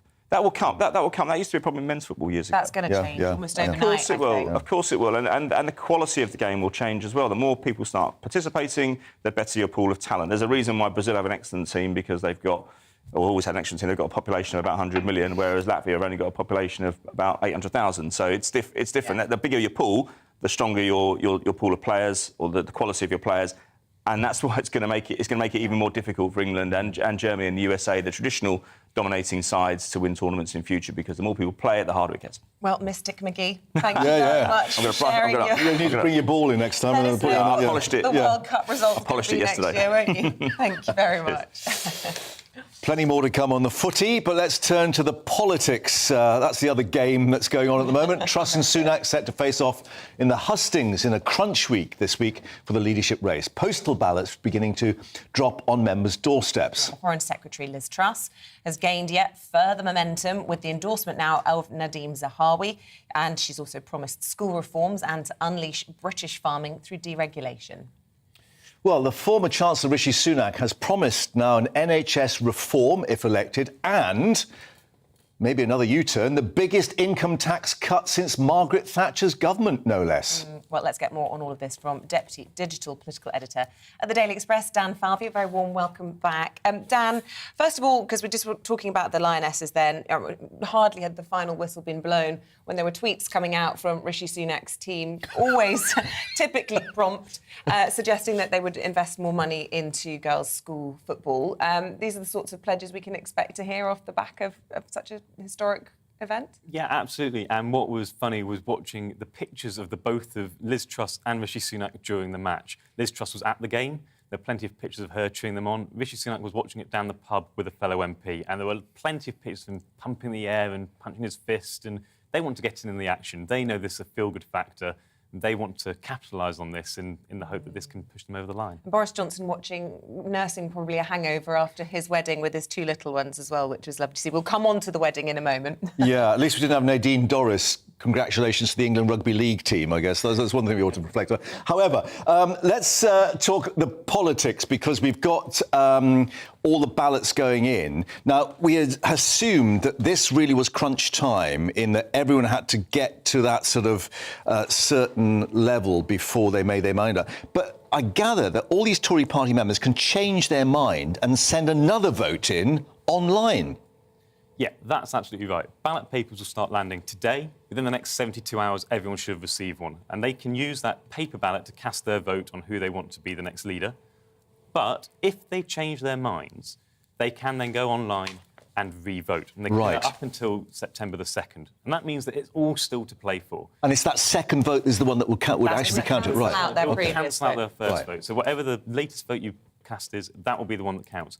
The only thing is with that, a lot of Tory members tend to be a lot older in their age. A lot of them still do postal ballots. They're not so even using online voting. Right. So that could, while there is the opportunity to change... Good point, yeah. Plenty of them will have their vote this week, and that will be their final one. Well, I want to bring in now our next guest, Chris Curtis, a regular. He's from Opinion. He's a pollster joining us this morning down the line. Good morning to you, Chris. Just talking about the fact that the Tory membership are perhaps a little bit older and preferring to use postal ballots. How much does that play into, I suppose, the comparison with the electorate as a whole? You know, Liz Truss, obviously the front runner at the moment, perhaps popular with that demographic, but will it work in the same way, according to your research, when it comes to a general election? Well, I think it's fair to say that when it comes to votes as a whole, Liz Truss has become more popular as this campaign's gone along. But, I mean, the data still just about shows that Rishi Sunak would be better at reaching out to people who aren't currently into the Conservative coalition and sort of trying to expand the number of people voting for the Conservatives. Having said both of those things, I mean, it's very difficult to tell how popular a Prime Minister is going to be until they become Prime Minister, because the vision that they set out for the country, what they do in their honeymoon period, the kind of policies they prioritise, the kind of impact those policies end up having on the economy or on people's personal financial situation is all incredibly unpredictable. So it really is hard to tell, just how well these two will go down with the public until they've been in the job for a year and we start to sort of see how the public react to the things that they're doing. Chris, you work for Opinion. I'll just mention, I hope you don't mind, another polling group, Savanta Comrades, because they came in with something interesting. They'd actually spoken to Conservative councillors, and they had Liz Truss only 2 points ahead of Rishi Sunak. And here's the interesting thing, undecided, 32%. Yeah, that was an interesting poll, but it does show a bit of a different result to what we've seen when we've seen polling of all Conservative Party members, which tends to show Liz Truss quite comfortably ahead of Rishi Sunak. And look, never say never, and particularly as a pollster, it's always important to feel like you're adding caveats and talking about why things could change. But to be honest with you, at this stage, the overwhelming likelihood is that Liz Truss is going to go on to be Prime Minister in September this year. Ballot papers are going out this week. Most people vote early. I'm sure it's true that people do have the chance to change their mind, but I think it's also true that incredibly few people will change their mind. We've seen momentum. We know how much momentum counts for in these races, firstly because it leads to this rush of endorsements for Liz Truss that we're seeing, but also because the losing candidate tends to sort of flail around a bit with lots of sort of policy announcements, which are potentially not very good strategically. And I think Rishi's been doing a bit of that as well. But most importantly of all, the big reason Rishi Sunak's behind, or one of the big reasons Rishi Sunak's behind, is because people trust Liz Truss more than they trust Rishi Sunak. And trust is a very difficult thing to come back from, which I think is why Rishi Sunak's been finding this race so difficult. Thanks for that. Let's just bring Dan back in on that, because there will be a lot of Conservative supporters looking at the change of course on VAT, now an income tax, thinking, what on earth is Rishi Sunak doing? Because, he was really attacking Liz Truss, if you remember, on tax in that first debate. He seems to be performing a U-turn, dare we say. Well, the interesting thing is, in many ways, he's actually not U-turning. But I think what it shows is that he's got his messaging wrong. He said that... So sort of slaloming, maybe. We can't go in with immediate tax cuts. Yeah. We need a couple of years, but we can do it before the next election. That's actually what he is still saying now. But he failed to kind of get that message across to Conservatives. Explain it. He's now trying to put that out very clearly and make that far more clear. But unfortunately, it may be too late. The damage may be done. OK, well, it's all to play for still, as you say. We've still got 5 more weeks of this. Chris Curtis from Opinion. 5 weeks. And Dan Falvey, thank you very much from The Express. We appreciate your time this morning. Right with the time at 7:20. Let's bring you up to date on the latest headlines. Well, first, a virtual Court of Appeal hearing will be taking place at 11 this morning. It's to hear Archie Battersby's life support treatment case. Now, the government has referred the case back to the courts for what they say is urgent consideration. It follows an intervention by the United Nations. Bart's Health NHS Trust has said his treatment will end at 2 p.m. this afternoon after a High Court had ruled that was in his best interests.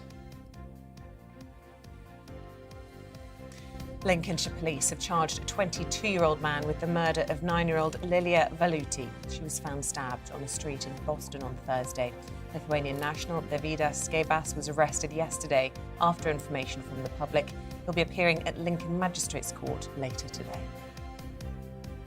Waitrose is now to follow Marks & Spencer and Tesco by removing best before dates on nearly 500 fresh food products. It's all in an effort to reduce food waste.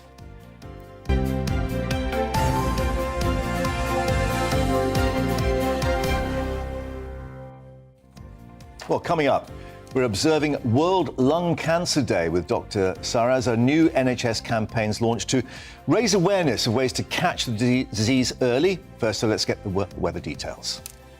Looking ahead to today's weather, and the UK is looking dry and sunny for most, but rain arriving in the west later. Let's take a look at the details. So it will be a dry and bright start across the southwest of England with some early sunny spells, but cloud may linger over higher ground and soon feeling warm in the sunshine.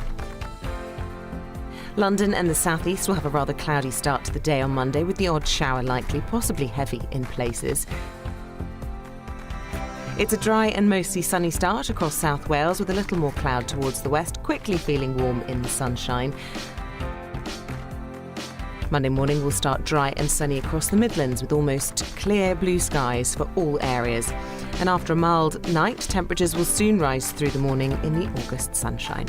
There'll be a mix of sunny spells and broken cloud across northeast England. An isolated, mostly light shower is possible, but most places will remain dry, feeling pleasantly warm in the sunshine. Then it will be a dry start across Scotland with plenty of sunny spells from the start. The odd shower possible in the east, but most places will stay dry.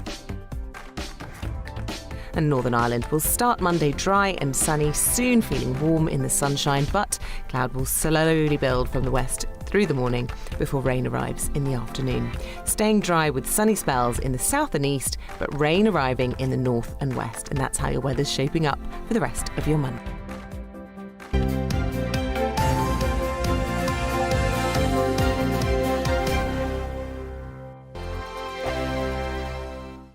We are GB News. We're right across this great nation. On TV. On radio. On digital. Absolutely everywhere. We don't talk down to you. We embrace all voices with honest and civilised conversation. We are not part of the establishment. We're one of you. And we're only getting started. Join us on GB News, The People's Channel. Britain's news channel.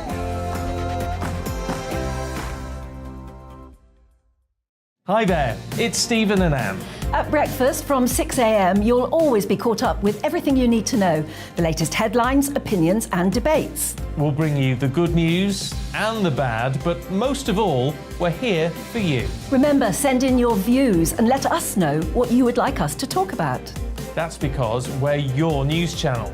And every morning at 6 a.m, it's breakfast on GB News. My name's Tom Harwood and join me 9:30 a.m. every weekday for The Briefing, your one-stop shop for everything you need to know about what's going on in politics today. I wonder if this is a deal that might need to be like the biscuits in this factory, twice baked. Is there not an opportunity here to win out against the extremes? Tom Harwood, GB News. What are you going to do about it? Things should have been done differently, and they certainly are being done differently. Don't miss it. The Briefing with me, Tom Harwood, 9:30 Monday to Friday on GB News. Where would you like to go? Just take me to the studio, please, mate. You know where you're going. I've got a show to do. Friday Night Feast on GB News, 7 p.m. And it's like nothing you've ever seen before. We take a different angle on the week's biggest news stories. The viewers and listeners set me some absolutely mad challenges to do. We tried to rehome a rescue dog. And yes, there's some other wacky stuff in there as well. I feel like I could take on the world. Well, that's that. Friday Night Feast with me, Patrick Christie's, every Friday, 7 till 9 p.m. on GB News. Be there.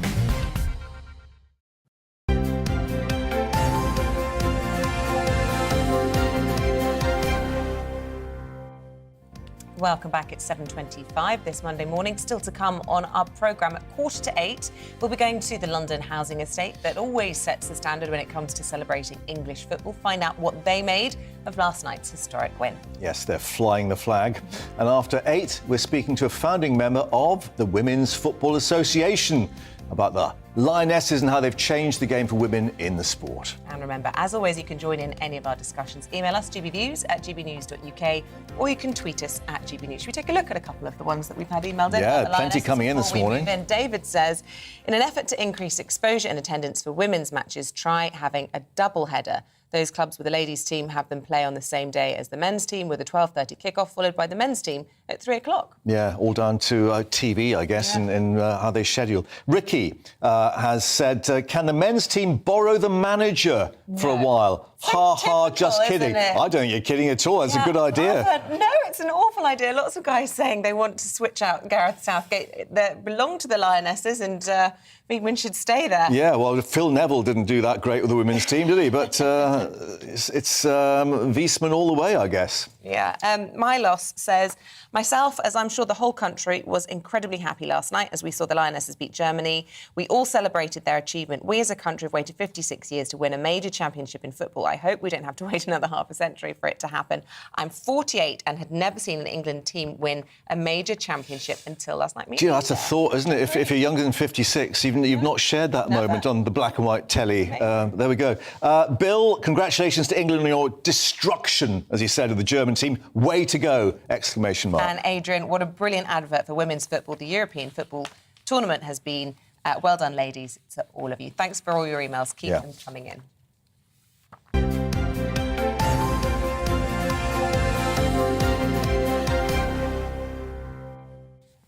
To health matters, and the NHS is attempting to combat lung cancer deaths in England, with more than 26,000 people killed by the disease last year. Well, the NHS's new Help Us Help You campaign, launched today on World Lung Cancer Day, is attempting to help those most at risk by getting them to visit their local GP for checks and to be more aware of the symptoms. Let's speak to our GP, Dr. Sarah Kayat, joining us. Dr. Sarah, thanks for your time. I guess a lot of people are more aware about coughs with COVID and watching what it does, but clearly the issue about it becoming cancer may not actually occur to many. Yeah, you're quite right. So we know that post-pandemic lung cancers seem to be one of the types of cancers that hasn't been going back to the kind of pre-pandemic diagnosis levels. So I think there is probably a little bit of a confusion there as to the main symptoms. Now, this campaign wants you to realise that if you've had a cough that's longer than 3 weeks, you should be seeking help from your GP. But there are other symptoms of lung cancer as well. So, for example, worsening cough, a recurrent chest infection, blood in your sputum, pain when you are coughing, breathlessness, tiredness, even a lack of appetite and weight loss. OK, and Dr. Sarah, a lot of people, myself included, would think that perhaps lung cancer was on the way out, as a lot of people have given up smoking. What are the main causes of the disease? Smoking is still one of the biggest risk factors. So we know that accounts for 70% plus of most lung cancers. Others include passive smoking, so people that get secondhand smoke. There's also a background amount of something called radon in the environment, which can increase your risk. Not much we can do about that. And then also occupational types of increased risk factors, things like, building works that can increase your risk factors. So I think the main one there that we can all do our best to try and limit would be smoking and secondhand smoking. Yeah, radon gas, I think from granite, isn't it, down in the West Country, Cornwall, that sort of area particularly. But early diagnosis, we're being told, is the key to this. The problem with that is that so many people are having problems getting to a GP and being seen face to face. Yeah, the main issues in ensuring an early diagnosis is, as you say, access to healthcare, recognising symptoms and not assuming those symptoms are something else until you've had it checked. Just remind us then, I know you've mentioned it already, it's if you've had a cough more than 3 weeks, if you're coughing up blood, if it's recurrent and perhaps a bit of breathlessness, those would be things that actually be a red flag to you as a GP. Absolutely, and that as well as kind of weight loss, lack of appetite as well, and fatigue and just general tiredness. I know those are symptoms that you can get with a lot of other things, but if it's persistent, then it needs to be checked. OK, Dr. Sarah Kayat, always good to get your advice. Thank you very much indeed. Thank you. Well, after the break, we'll be going through the papers with Chris Akabusi and Liz Kershaw. Stay with us for that.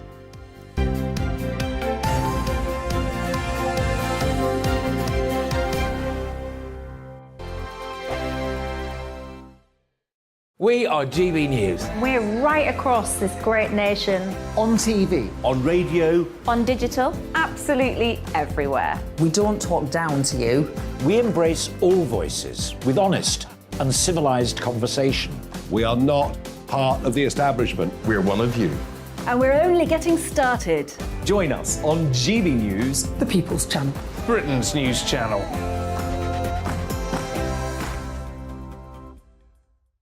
Hi there, it's Stephen and Anne. At breakfast from 6 a.m, you'll always be caught up with everything you need to know, the latest headlines, opinions and debates. We'll bring you the good news and the bad, but most of all, we're here for you. Remember, send in your views and let us know what you would like us to talk about. That's because we're your news channel. And every morning at 6 a.m, it's breakfast on GB News. My name's Tom Harwood and join me 9:30 a.m. every weekday for The Briefing, your one-stop shop for everything you need to know about what's going on in politics today. I wonder if this is a deal that might need to be like the biscuits in this factory. twice baked. Is there not an opportunity here to win out against the extremes? Tom Harwood, GB News. What are you going to do about it? Things should have been done differently, and they certainly are being done differently. Don't miss it. The Briefing with me, Tom Harwood, 9:30 Monday to Friday on GB News.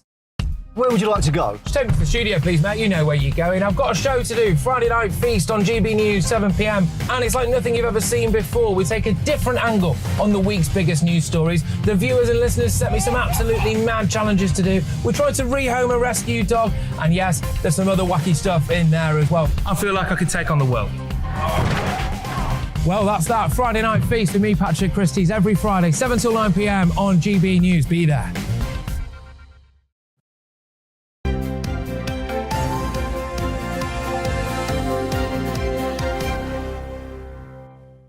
It's 7:33. You're watching GB News. Let's bring you right up to date.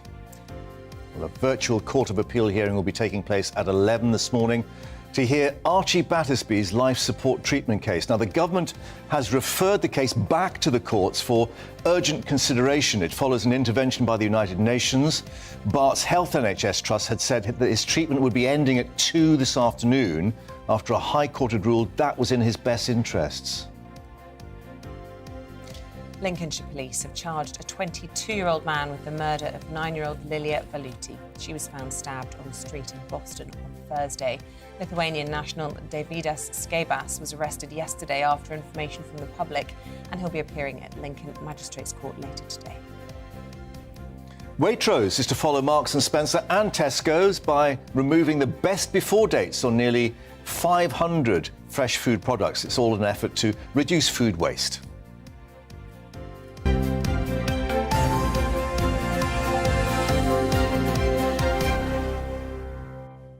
Right, it's that time in the programme when we go through your Monday morning newspapers. We're joined this morning by Olympian and Commonwealth Games gold medalist Chris Akabusi and broadcaster Liz Kershaw. Very warm welcome back, and quite an unusual Monday morning, it has to be said. All of the papers this morning featuring a female football team. Who would have thought it? Not only the first time has there been a winner, an English winning side in my lifetime, but to see females as well. I don't know if we can... Have we got a story on this morning, or just a thought on that? Go on then, Liz. Oh, right. Oh, yeah, I heard it, yeah. They haven't got it on their list, can you believe it? Because you fell asleep watching the game. I did, but I saw the result. I've got two stories that are in complete contrast to the success of the women last night. Should I say them what they are now? Go on, yeah. OK, I was sticking to the order. Anyway, so basically, they're just two little stories on consecutive pages. In the Daily Star, because I like that, sometimes I have a different take on things. It's worth a look. And there's one about the WAG wars, Rooney versus what she called. Oh, right, after the Wagatha Christie case, yeah. And the verdict was last week, and Rooney's won. But there's Vardy may launch an appeal against that. And it's just, what is that all about? The triumph last night, the beautiful game, the only winner is the game of football, and then you've got two sides of the game, you mean, yeah. So, I'm not running down the men's game, but it's such an industry now that you've got two wives, they're not even players, hogging the headlines, fighting over a twat. And don't they want to make a documentary about it as well? Sorry, did I say rude word? You did, yeah. I meant spat. Yes. I meant sorry. I just apologise for that. Sorry, I really apologise. I think she meant to say twit. I meant to say Twitter spat. It was a short thing. I see what you did that. I see what you did that. And I told my son this weekend that in 35 years I'd never sworn on the air. I'm really terribly sorry. Yes. The two words ran into Football's like that, isn't it? Everybody at home, enjoy that moment. Yeah. Chris, we're going to talk... my last. And just briefly, and the other one opposite is about... I was talking earlier about role models, like the Kardashians and girls aspiring to have butt implants, things like that. There's another story about an influencer this morning who's now... the result is that women are paying £7,000 to have their eyebrows done to look like her. I mean, this is what women should be doing. I love the point that you made in the last hour, that you saw that team of women on the pitch last night, all different shapes and sizes, none of them promoting an unhealthy body image. No, they're all healthy. Fit, not skinny, and it was strong, and I think it was a really positive message to young women. And ponytails are back. Ponytails are back in. And blondes have more fun.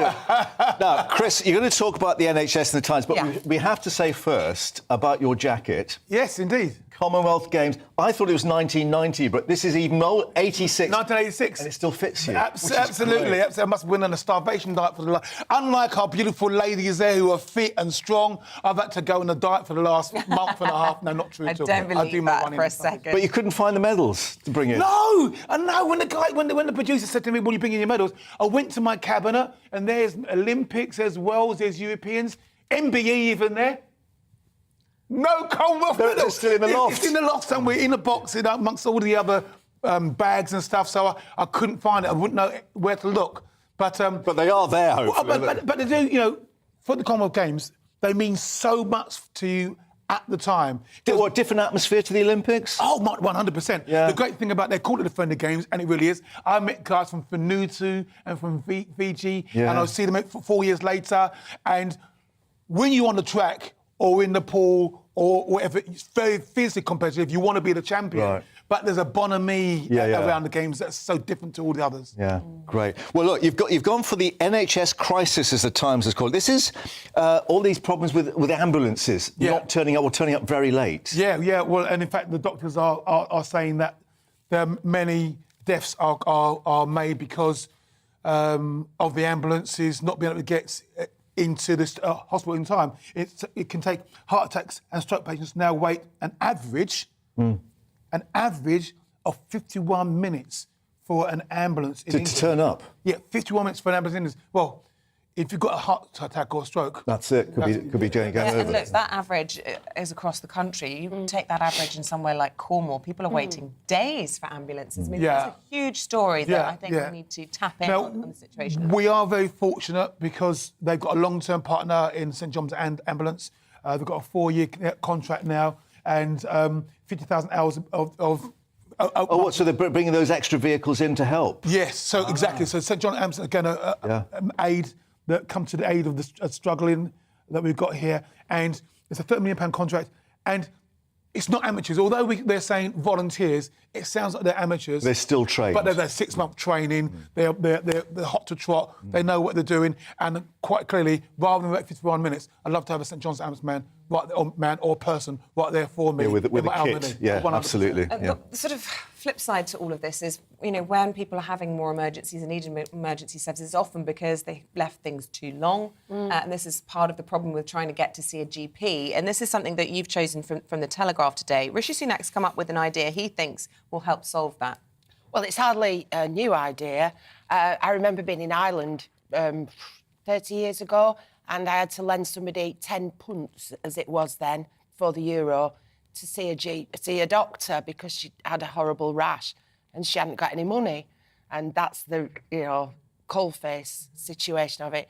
I do think there's a problem in how to persuade people not to squander what are now more than ever precious face-to-face appointments with GPs. They're so hard to get. I think in the area I live, it's still only 60-odd% of what it was before the COVID first lockdown. And there is an idea that if it's free, people don't value it. I remember reading an article that said it's like you're going to a wedding and there's a free open bar and people keep going and getting drinks, and then at the end of the night there's loads of half-full glasses with fag ends on the table. Whereas if you have to pay for it, you value it more and you appreciate it. But how do you implement it? Because what happens with prescriptions, for example, if you're under 16, they're free. If you're on benefits, they're free. If you're over 60, they're free. And then, so not only the hardcore working population are paying for it. So you'd be able to get off paying the fine, the proviso is, if you, for instance, were taken ill. Well, this is the thing. If you're ill and you want to see the doctor, maybe you're not ill enough to actually get to the surgery. So what happens then? There can be all sorts of mitigating circumstances where you wouldn't even have to pay this fine. How are they going to implement it? At a cost of £10, it's going to cost hundreds of pounds to chase people. There is a way. Look. So this is something that's no one's really talking about, but the way to deal with it, and many of the challenges we've got at the moment, the word I'm going to use in a minute, would solve it all, and it's like a plug number, and it's digital ID. And I know I don't like it. I certainly don't want it. But of course, you're not going to want to hear. A doctor's not going to want to deal with it. A nurse is not going to deal with it. A receptionist's not going to deal with it. But if you had an automated...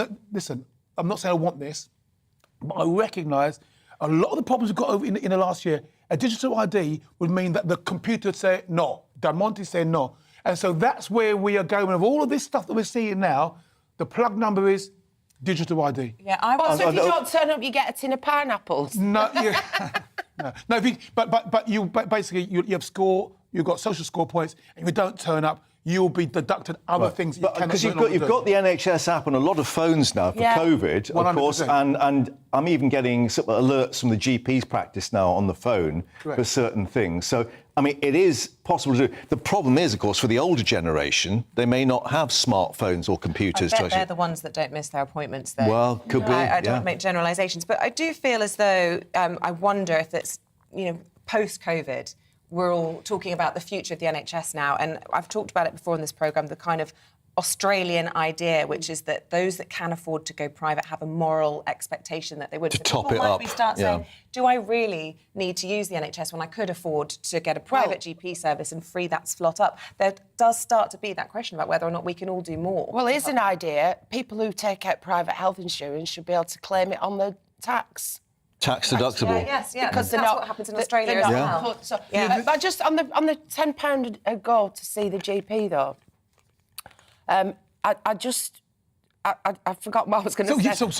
So what I want to say to what you said though, the problem we've got with your idea, which is a lovely idea, would be this two-tier system where all of a sudden it could be seen that people who've got the money have a better service than those who are being... Or they've got an employer that's actually providing private health insurance for them and so on. I think the direct consequence, certainly in Australia, is that it's improved the standards across the board because it means there's more money for fewer people who are using the state service. Right, Chris, you've gone for a royal story. Slightly different one this time in the Mirror. This is the continuing... examination, shall we say, of Prince Charles's charities and the fundraising. Bin Laden is the name now being used. So the first question I ask myself is, are the Daily Mirror royalists or not? And I don't know the answer to that one, but there's always finding stories that are bringing the royal family down. Well, this is a Sunday Times scoop that they're reflecting on. Yeah. Fine. So my point is this. If I had a relative that did misdemeanours, should I be casticised from doing deals with other people just because of what my relative... Yeah, because, I mean, the Bin Laden family is a huge family in Saudi Arabia, construction and building and so on. Yeah, exactly right. And they have disowned Osama way before the towers. So that's a scenario. We've got somebody who's not part of our business. Now, Charles has got his charity. He's the ambassador. He's raising funds, and he's approached by this wealthy person, and he does the deal, walks away, and his people get on with it. Now, his people have said to him, Charles, we don't think you should be doing this. Which I think is the interesting point. Yes. Yeah, the alarm bells are wrong. He ignored them. Yes, you're right. So, but he's thinking, I've got to raise the money. If you're in sales, I've got to raise the money. You know what salespeople are like. I raise the money, and they leave the cards to other people to deal with. The people have said, don't go there, and now this is the problem. But he's raised a lot of money for the charity, and but they're saying there's reputational damage. Cost Michael Fawcett his job, didn't it? He was one of the because of the Saudis. Charles's team. Yeah. I mean, these people, at the end of the day, they're not giving money for nothing, are they? Well, they're buying influence. What's We've got to be careful about that. But I agree with Chris, just because there's a bad sheep in the family, do you write the whole clan off? Otherwise, the royals are really... Well, and also the Tory party would be dead in the water as well. Yeah. Because half their donors, and I don't know who they all are, but, they wouldn't bear the total scrutiny that Prince Charles is getting. JCB, anybody? Oh, JCB's OK. Drop that in. Let's talk about water bans, shall we? This is in the Times. Obviously, we've got this incredibly glorious sunshine, but it has consequences, doesn't it? Warnings while bosses are enjoying...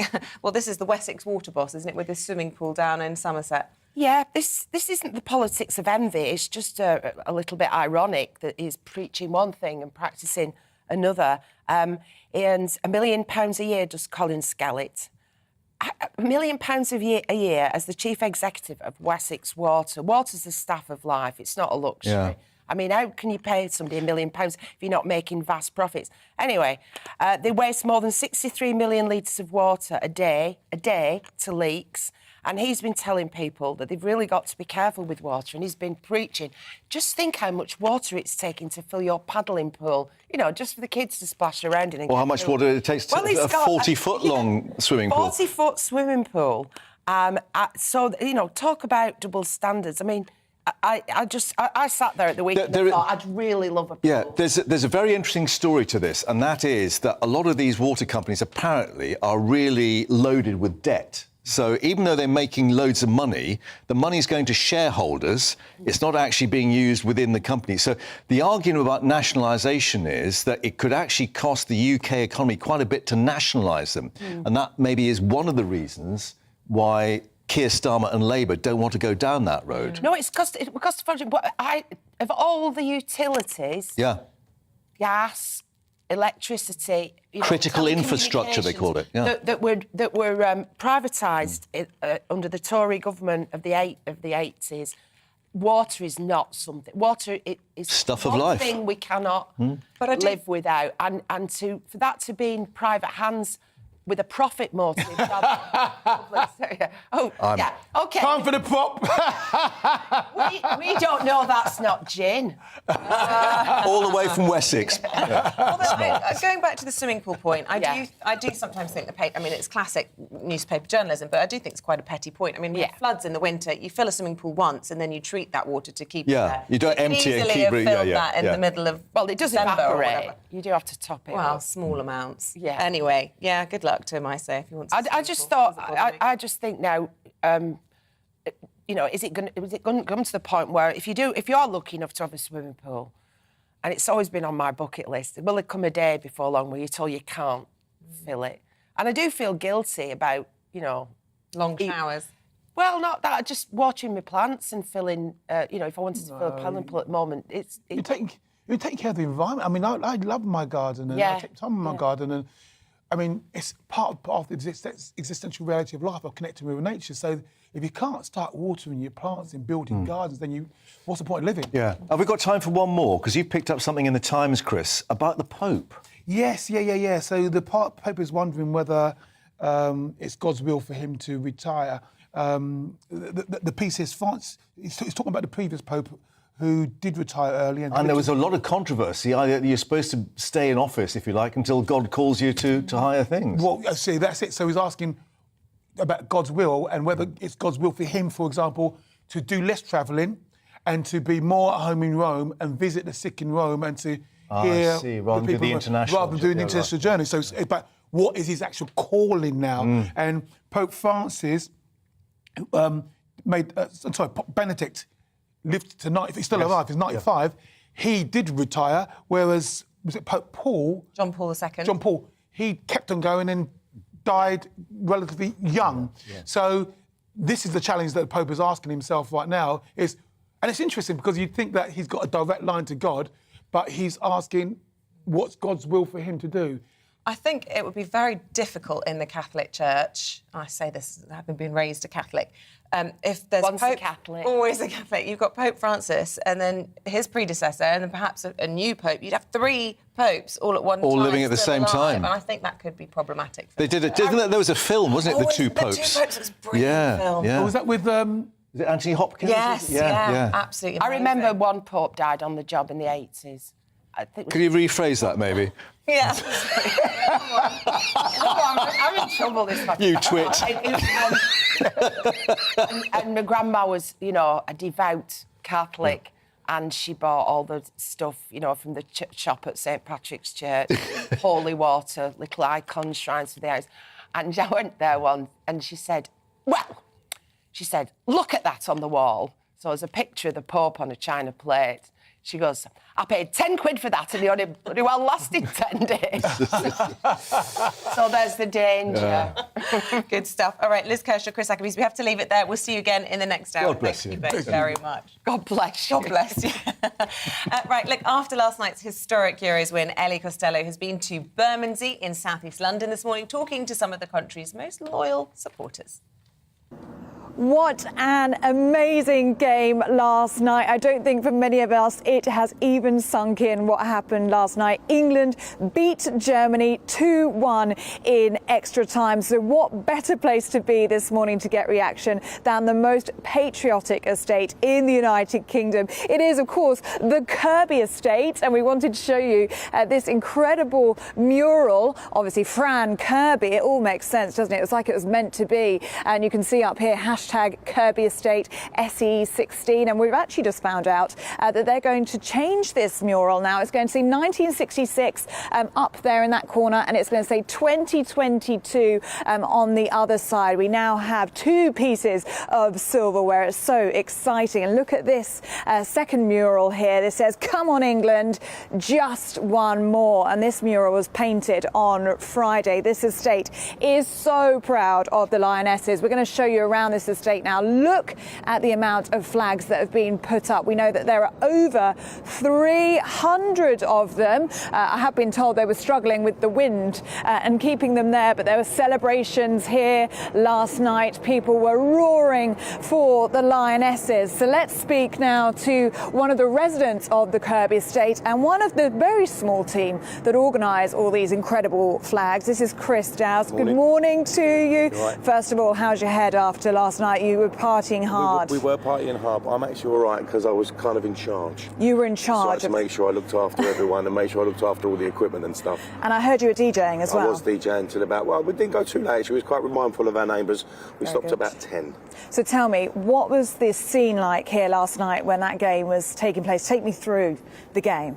The game, it was, I mean, obviously the game itself, it was very nervous. I mean, Germany played very, very well, and it was quite tense. Yes. Because of past tournaments, we weren't sure like what was going on. We've obviously lost the semi-final before, we lost the final last year.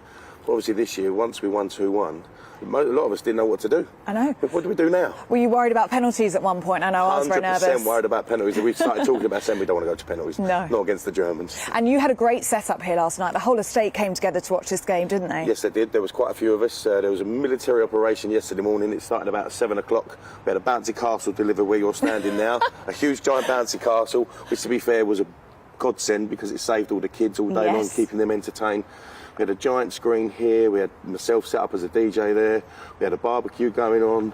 Just everything. Everyone from the estate come together and done what we had to do. Exactly, just like the girls, Yep. just like the Lionesses. That's it, they that's it. came in and they did what they needed to do last night. This is, I think, one of the best places to watch a football game. I wish I was here last night. It's amazing. The atmosphere is good. Yeah, it absolutely does sound it. Tell us about the operation, because this is what I find fascinating. 300 flags. Nice. How do you organise this? Over 300 flags, yeah, you're right. How do you organise this, and who puts them up? Well, there's a few of us. I mean, there's 3 of us originally. It's myself, Alan and Geraldine, but this year we've got Ian and Rebecca involved, especially Rebecca because she's got a garage. Great. So we can store everything. So we've utilised her garage perfectly. But literally we have to get a trimmer involved to make sure all the hedge is cut down properly. The flags aren't just put up either. They're actually like strategically put up central to the balconies as well. It takes about 4 days, and we all just have to do what we have to do. Yeah.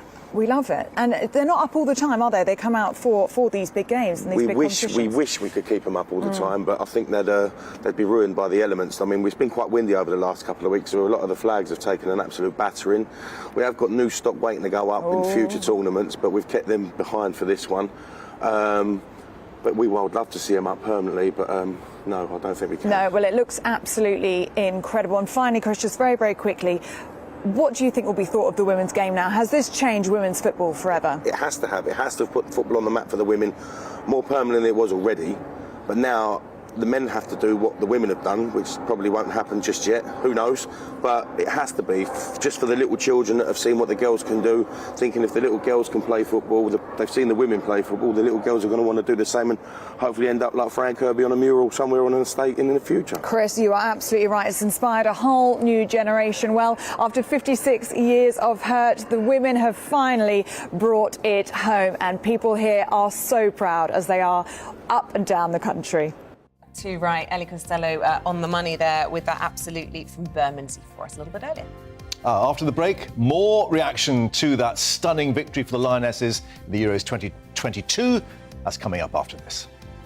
Looking ahead to today's weather, and the UK is looking dry and sunny for most, but rain arriving in the west later. Let's take a look at the details. So it will be a dry and bright start across the southwest of England with some early sunny spells, but cloud may linger over higher ground and soon feeling warm in the sunshine. London and the southeast will have a rather cloudy start to the day on Monday, with the odd shower likely, possibly heavy in places. It's a dry and mostly sunny start across South Wales with a little more cloud towards the west, quickly feeling warm in the sunshine. Monday morning will start dry and sunny across the Midlands with almost clear blue skies for all areas. And after a mild night, temperatures will soon rise through the morning in the August sunshine. There'll be a mix of sunny spells and broken cloud across northeast England. An isolated, mostly light shower is possible, but most places will remain dry, feeling pleasantly warm in the sunshine. Then it will be a dry start across Scotland with plenty of sunny spells from the start, the odd shower possible in the east, but most places will stay dry. And Northern Ireland will start Monday dry and sunny, soon feeling warm in the sunshine, but cloud will slowly build from the west through the morning before rain arrives in the afternoon. Staying dry with sunny spells in the south and east, but rain arriving in the north and west. And that's how your weather's shaping up for the rest of your month.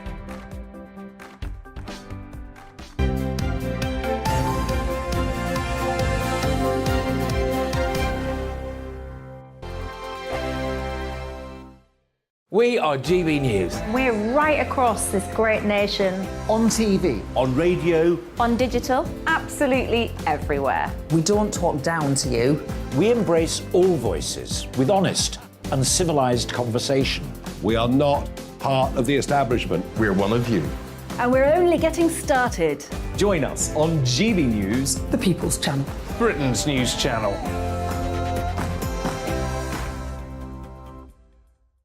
Hi there, it's Stephen and Anne. At breakfast from 6 a.m, you'll always be caught up with everything you need to know, the latest headlines, opinions and debates. We'll bring you the good news and the bad, but most of all, we're here for you. Remember, send in your views and let us know what you would like us to talk about. That's because we're your news channel. And every morning at 6 a.m, it's breakfast on GB News. My name's Tom Harwood, and join me 9:30 a.m. every weekday for The Briefing, your one-stop shop for everything you need to know about what's going on in politics today. I wonder if this is a deal that might need to be like the biscuits in this factory, twice baked. Is there not an opportunity here to win out against the extremes? Tom Harwood, GB News. What are you going to do about it? Things should have been done differently, and they certainly are being done differently. Don't miss it. The Briefing with me, Tom Harwood, 9:30 Monday to Friday on GB News. Where would you like to go? Just take me to the studio, please, mate. You know where you're going. I've got a show to do. Friday Night Feast on GB News, 7 p.m. And it's like nothing you've ever seen before. We take a different angle on the week's biggest news stories. The viewers and listeners set me some absolutely mad challenges to do. We tried to rehome a rescue dog. And yes, there's some other wacky stuff in there as well. I feel like I could take on the world. Well, that's that. Friday Night Feast with me, Patrick Christie's, every Friday, 7 till 9 p.m. on GB News. Be there.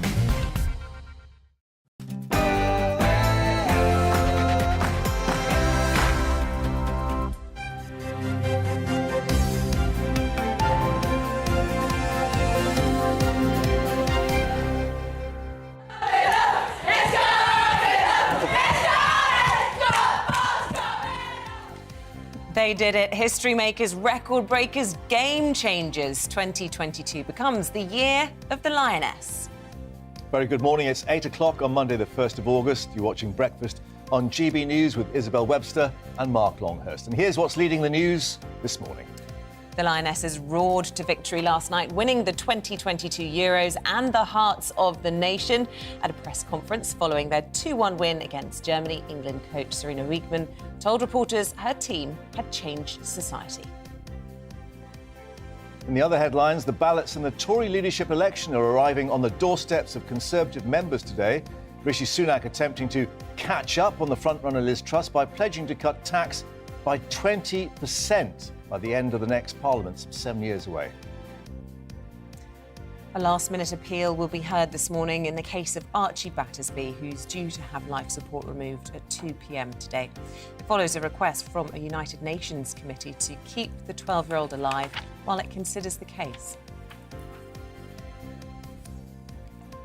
And don't forget, you can join any of the discussions by emailing us, views at GB News UK, or tweet at GB News. Plenty of views coming in on the footy.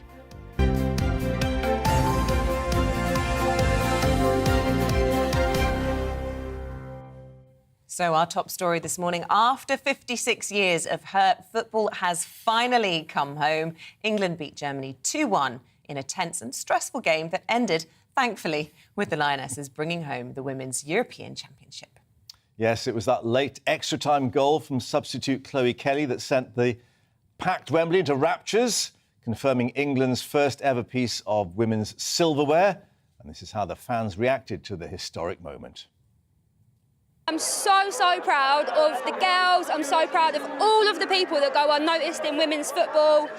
It's on the up. We're going to do well. This is it. This is the turning point, and we beat the men, so come on. We shouldn't say women or men, it's England. There we go, that's all it is. It's football as home, that's it. Obviously, we were so happy with the first goal, thought we had it in the bag. Next goal, we were literally like extra time, we can't cope with penalties, so to win, we're buzzing. We're so happy, so good. They've inspired me to already start playing, so it's going to inspire me even more, yeah.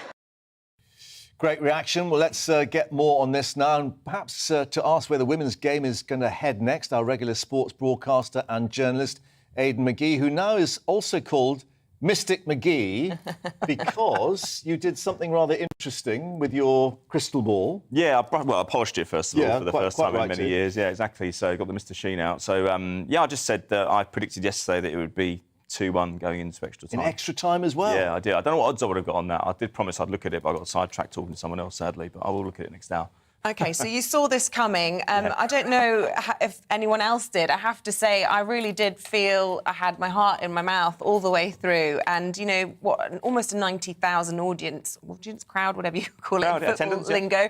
And they seemed sort of not subdued, but nervous, anxious. Oh, there was tension. There was tension, no question about it. They've seen it before. I mean, they don't just watch women's football, they watch men's as well. They watch other sport where the tension and the stakes are very, very high.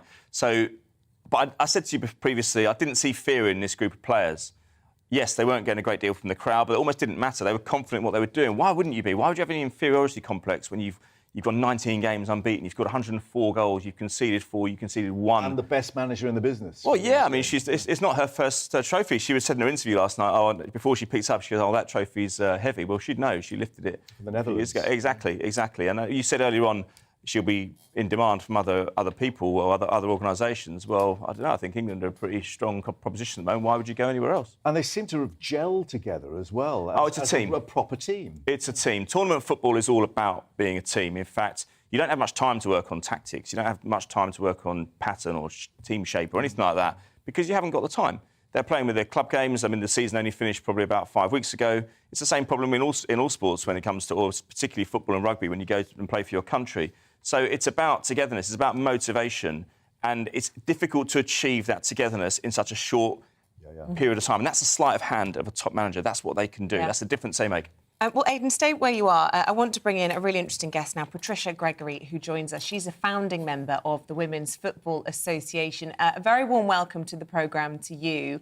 I want to start by reflecting on some comments, a message sent out to the Lionesses from Her Majesty the Queen last night, talking about their success with her warmest congratulations. But it was the line, "You have all set an example that will be an inspiration for girls and women today and for future generations." And she's spot on with that, isn't she? Oh, absolutely. I mean, now that the youngsters, not only those in the stadium, but the many, many millions watching on television, girls can now see a pathway to earning a living, providing, of course, they've got the talent. So, yes, it's an enormously important moment.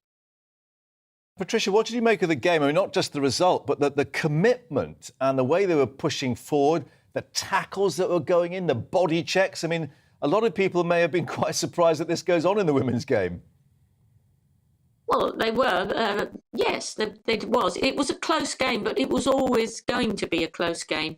You can never, ever underestimate the Germans because they are a very strong, disciplined team.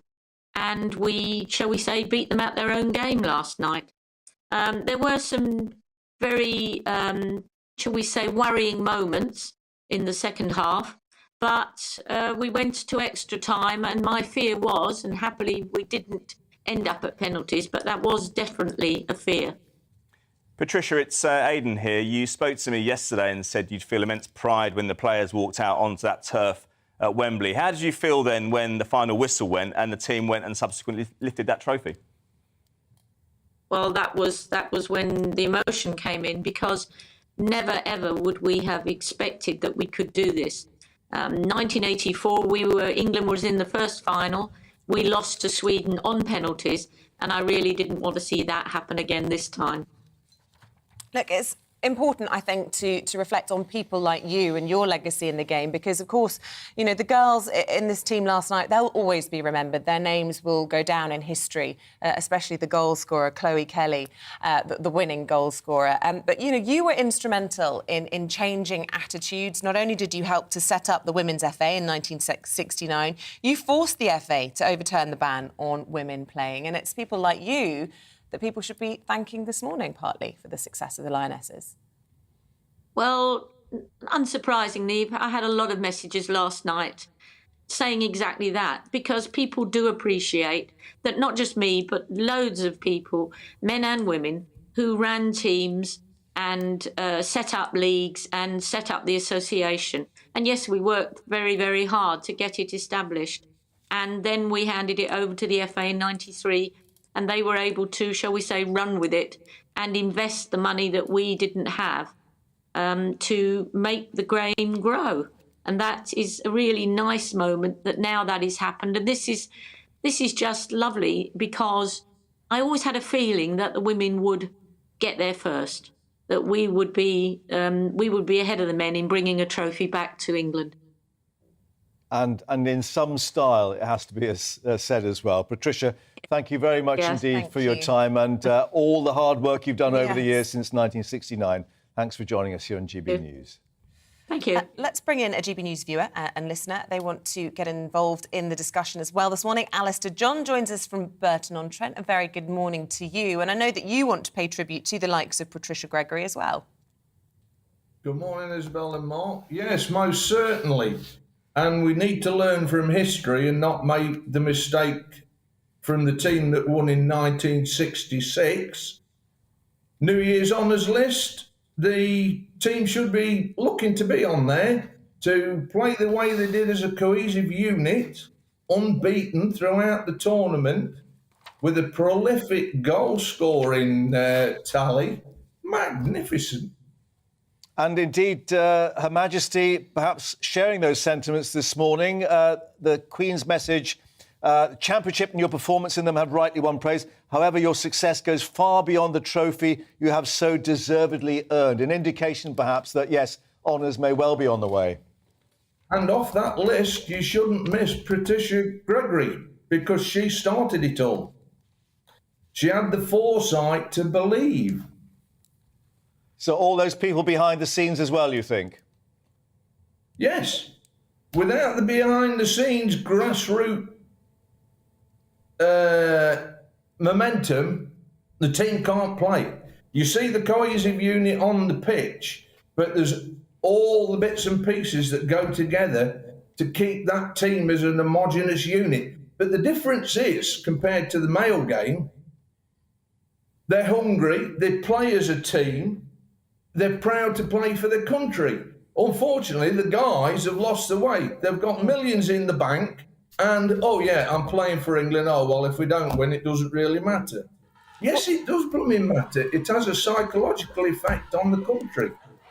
Since you mentioned Patricia Gregory there, I'll bring her back in and just reflect on that point you were making there, Alistair, John. And that was, of course, the weight of the burden that we see so often in the male teams. And I wonder, Patricia, whether or not you think that is the key difference between the games. Or do you think that there was a different sort of approach to the game in general? Well, I think you've got to give enormous credit to Serena for the way she has developed the team and instilled in them a confidence that perhaps wasn't there before. And that's so important, as we have seen, because we have seen the result. So we have to give credit to her and her backroom staff, as we were talking about backroom people, because there is always, when you have a victory like this, there is always a big team behind the victors. Well, congratulations again to you and, of course, to Serena and the team. And Alistair, thanks for your views as well. We shall see what happens in the New Year's honours list to come. But thanks for your time this morning. Thank you to you and to Mystic McGee yes. as well, we should say. Quite the panel this and morning. his polished crystal ball. Yeah. Have to bring that in next time. I will. Right, let's turn our attention to politics now. Liz Truss, Rishi Sunak, both set to face off in hustings in what's going to be a crunch week for the leadership race. Postal ballots are beginning to drop on members' doorsteps from today. Well, the Foreign Secretary, Liz Truss, gaining further momentum, it seems, with the endorsement now of Nadhim Zahawi, the Chancellor, and has so far today promised school and farming reforms. Well, let's get more from an ally of Liz Truss, the Secretary of State for Work and Pensions, Therese Coffey. Very good morning to you. Thanks for joining us. Another big name, then, putting their weight behind Liz Truss's campaign. Well, I think it shows that colleagues recognise that Liz is ready to lead, is trusted to deliver and will get on with the job from day one. I think also elements of where she recognises we're not growing as an economy and we need to change the dynamics. And that's why she wants to make sure she starts to cut taxes quickly in order to stimulate that boost and get more money in people's pay packet. Right, well, given that, what do you make of Rishi's tax cut, as it were, this morning, suggesting that he will cut the basic rate of income tax right the way down, but over a period of 7 years in this next Parliament? Well, a week ago, it seemed to be immoral for Liz Truss to set out clearly her plans on why she thinks getting on with tax cuts straight away was important in order to help boost that growth and help families. But I'm conscious that, the Conservative Party is a party of low taxes. We want to get on with that sooner rather than later, not, mañana. And it's important that we stimulate that growth. And I believe Liz has shown why she's been consistent in her approach on how we're going to help grow the economy. She's been consistent in our approach on reducing taxes for families specifically and businesses. And I think it's important that we get on with that, including the other policies she's announced today. But do you think, specifically going back to Rishi Sunak, that this is another U-turn by him? Well, it's for Rishi to justify how he's made these decisions and announcing policies at this notice just as... but I'm here to promote Liz's policies rather than necessarily take on. But Liz has been consistent in her approach on saying that, the manifesto said we wouldn't raise taxes. We need to cut them straight away, not perhaps in some time to come. I noticed you're careful with your words and keen not to perhaps sling as much mud as perhaps some of the other members of Team Truss. Over the weekend, we saw that picture being retweeted by Nadine Dorries of a Brutus-style mock-up of Rishi Sunak stabbing Boris Johnson in the back. Obviously, lots of criticism of that for taste reasons in the wake of Sir David Amos's murder. What did you make of that? And have you spoken to Nadine Dorries about it? Well, I understand why MPs and other people were disappointed or saddened by that picture. I didn't do it. It's for Nadine, who strongly still feels very concerned about how the way that Boris Johnson was unseated. But that's really not for me to get into. I'm here fighting a positive campaign for Liz. I'm not here into attacking other candidates. I haven't been doing that during this campaign because I believe in Liz. I believe in her judgment. I believe in her record of delivery. I believe in her leadership. And I think that she is showing not only party members but the country about the policies that she will undertake in order to take the biggest advantage of Brexit budget in order to make sure that people have the opportunities in life. And whether it was yesterday, actually at the game that I was last night, I was with the European Commissioner for Equalities, and she said there was an amazing policy that every child who got the top A-level results would be guaranteed an interview at the top 2 universities in this country. That's the sort of energy that Liz is bringing in order to make sure we can unleash potential, and she wants to unleash the potential of British farming today. On her visit, she'll be saying more about how we get rid of unnecessary EU regulations and make sure that British food has got a strong, secure future in this country. OK, well, let's talk about potential and what happened last night. We have to get your view on that result at Wembley. Did you manage to see the game? I did. I was there with Liz. We were in the Royal Box. I think a little bit of protocol was perhaps broken, but dare I say, if the Duke of Cambridge can get up and cheer, so can we. And we were dancing with the celebration. And honestly, when Chloe Kelly got that goal in extra time, if the roof had been on Wembley, it would have been lifted off. It was extraordinary, and what a moment to enjoy. Honestly, one of the best nights of my life, and that's thanks a lot to the fans who were there. The 12th woman really did the job, as well as the ladies on the pitch. So it was an amazing, and what a legacy that will continue to build on the strength of women's football.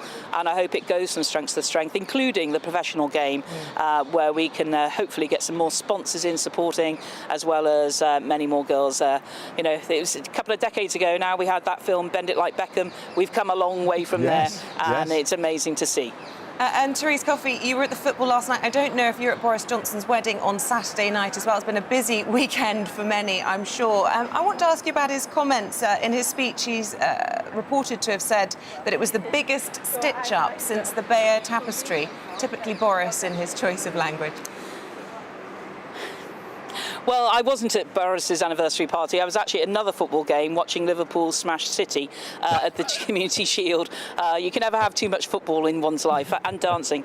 But, I understand why the Prime Minister may be regretting that his time in office as Prime Minister is coming to an end sooner than he would like, and recognising the great achievements he's made, including not only getting that 80-seat majority, but getting us out of the European Union, a number of other aspects of levelling up the country, starting that mission, and making sure that the Conservative Party within Parliament has voices from right across the United Kingdom.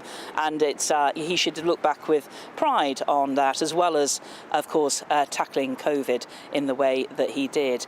So a lot to celebrate, I'm sure, at that party. But I was on the football and was delighted to be at Wembley last night as well. But excited about the future.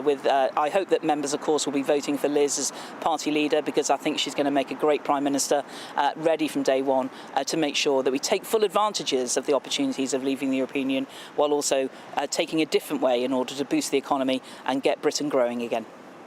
Therese Coffey, Secretary of State for Work and Pensions, much mooted as a possible future Chancellor. Thanks very much indeed for joining us this morning. Thank you.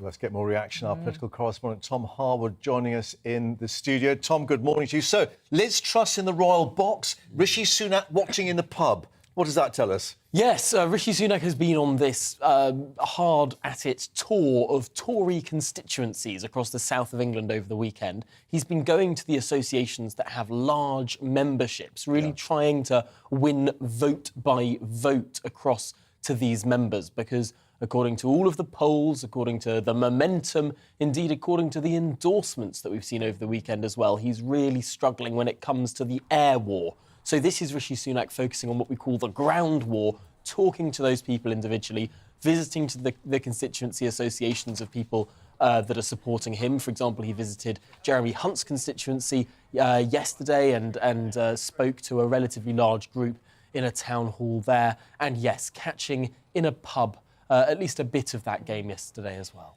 Things really getting serious now in this leadership contest. The next 2 weeks really pivotal, I suppose. I mean, it's not a done deal, but it certainly looks to be falling in Liz Truss's favour. And I suppose it begs the question, can these big tax cuts that Rishi Sunak's unveiling now, this U-turn as it's being described, do enough to save him? Yes, well, of course, Rishi Sunak would say that to him it's not a U-turn. He's saying he still wouldn't do these tax cuts until inflation was under control. However, that doesn't quite fit with this clear timescale for it, saying in which years these taxes would be cut, because that implies he knows when inflation is going to fall, which is still a bit of a movable feast. So potentially that is a bit of a change in approach, one might say, from how he started this contest. But also it's no coincidence that this has been announced today, August the 1st, the first day in which these ballots are landing on members' doormats. Now, is the scene actually set, or does he have time in this next 5 weeks to make up ground? Because we've got this situation that even though the ballots go in a letter as such, they can change their mind and change their vote by going online within this 5-week period. Yes, it's a very peculiar quirk of the system this time round. It hasn't existed in previous versions of Tory leadership contests.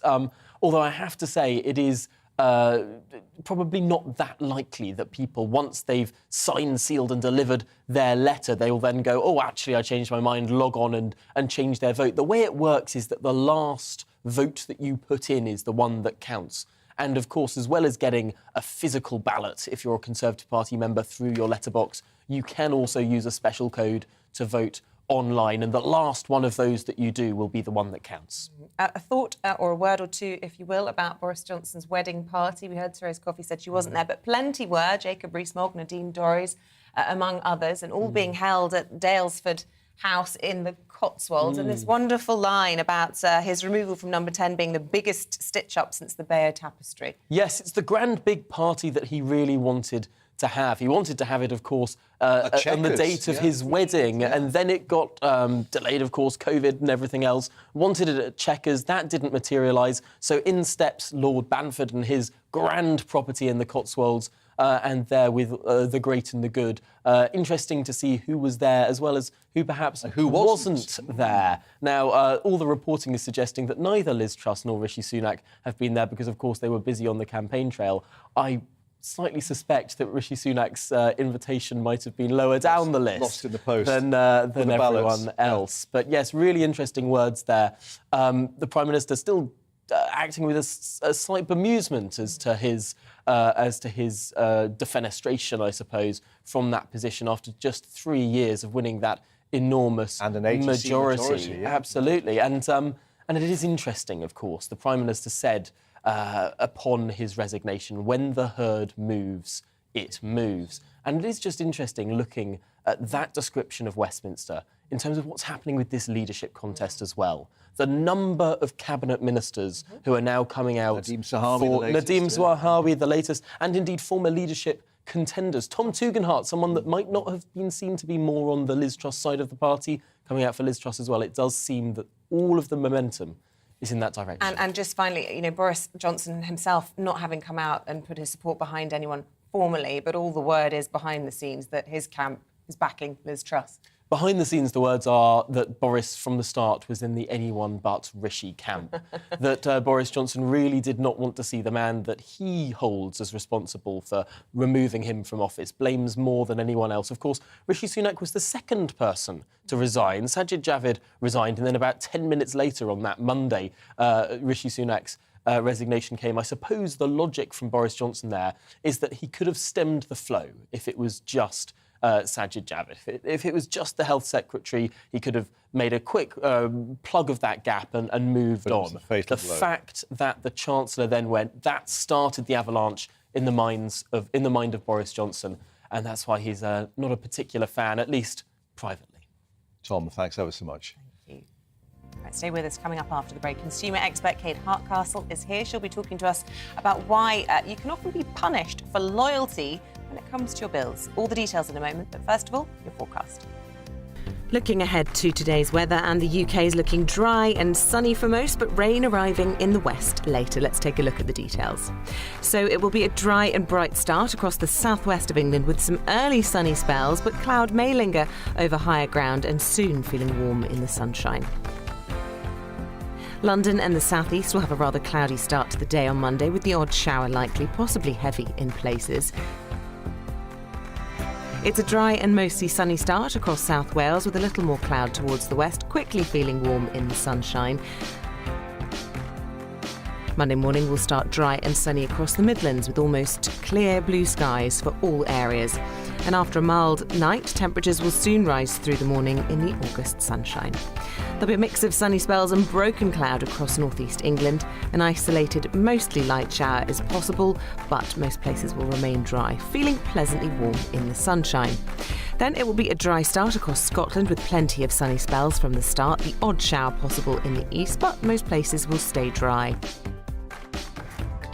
And Northern Ireland will start Monday dry and sunny, soon feeling warm in the sunshine, but cloud will slowly build from the west through the morning before rain arrives in the afternoon. Staying dry with sunny spells in the south and east, but rain arriving in the north and west. And that's how your weather's shaping up for the rest of your month.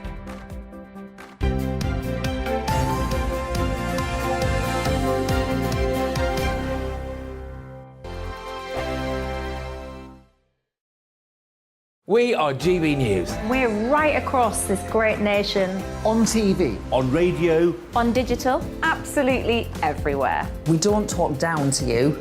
We embrace all voices with honest and civilised conversation. We are not part of the establishment. We're one of you. And we're only getting started. Join us on GB News, The People's Channel. Britain's news channel.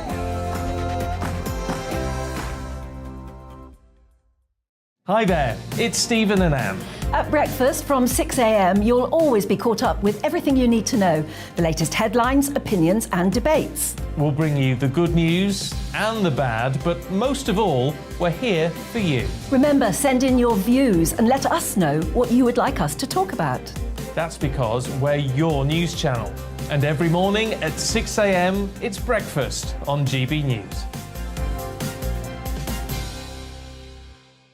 My name's Tom Harwood and join me 9:30 a.m. every weekday for The Briefing, your one-stop shop for everything you need to know about what's going on in politics today. I wonder if this is a deal that might need to be like the biscuits in this factory, twice baked. Is there not an opportunity here to win out against the extremes? Tom Harwood, GB News. What are you going to do about it? Things should have been done differently, and they certainly are being done differently. Don't miss it. The Briefing with me, Tom Harwood, 9:30 Monday to Friday on GB News. Where would you like to go? Just take me to the studio, please, Matt. You know where you're going. I've got a show to do. Friday Night Feast on GB News, 7 p.m. And it's like nothing you've ever seen before. We take a different angle on the week's biggest news stories. The viewers and listeners set me some absolutely mad challenges to do. We tried to rehome a rescue dog. And yes, there's some other wacky stuff in there as well. I feel like I could take on the world.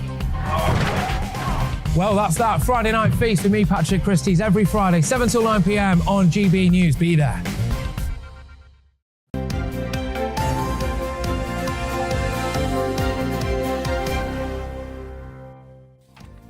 Welcome back. It's 8:29. Still to come on this Monday morning programme. At 8:45, our reporter Ellie Costello will be live from Wembley, where the Lionesses claimed victory, and she'll be speaking to the chairman of a kids' football club about training the next generation of champions. That's great excitement there. Also at 9:15 this morning, speaking to UB40. Yes, the legendary Birmingham reggae band and their new anthem for the Commonwealth Games. And don't forget, you can join in any of our discussions. Email us at gbviews@gbnews.uk, or you can tweet us at gbnews.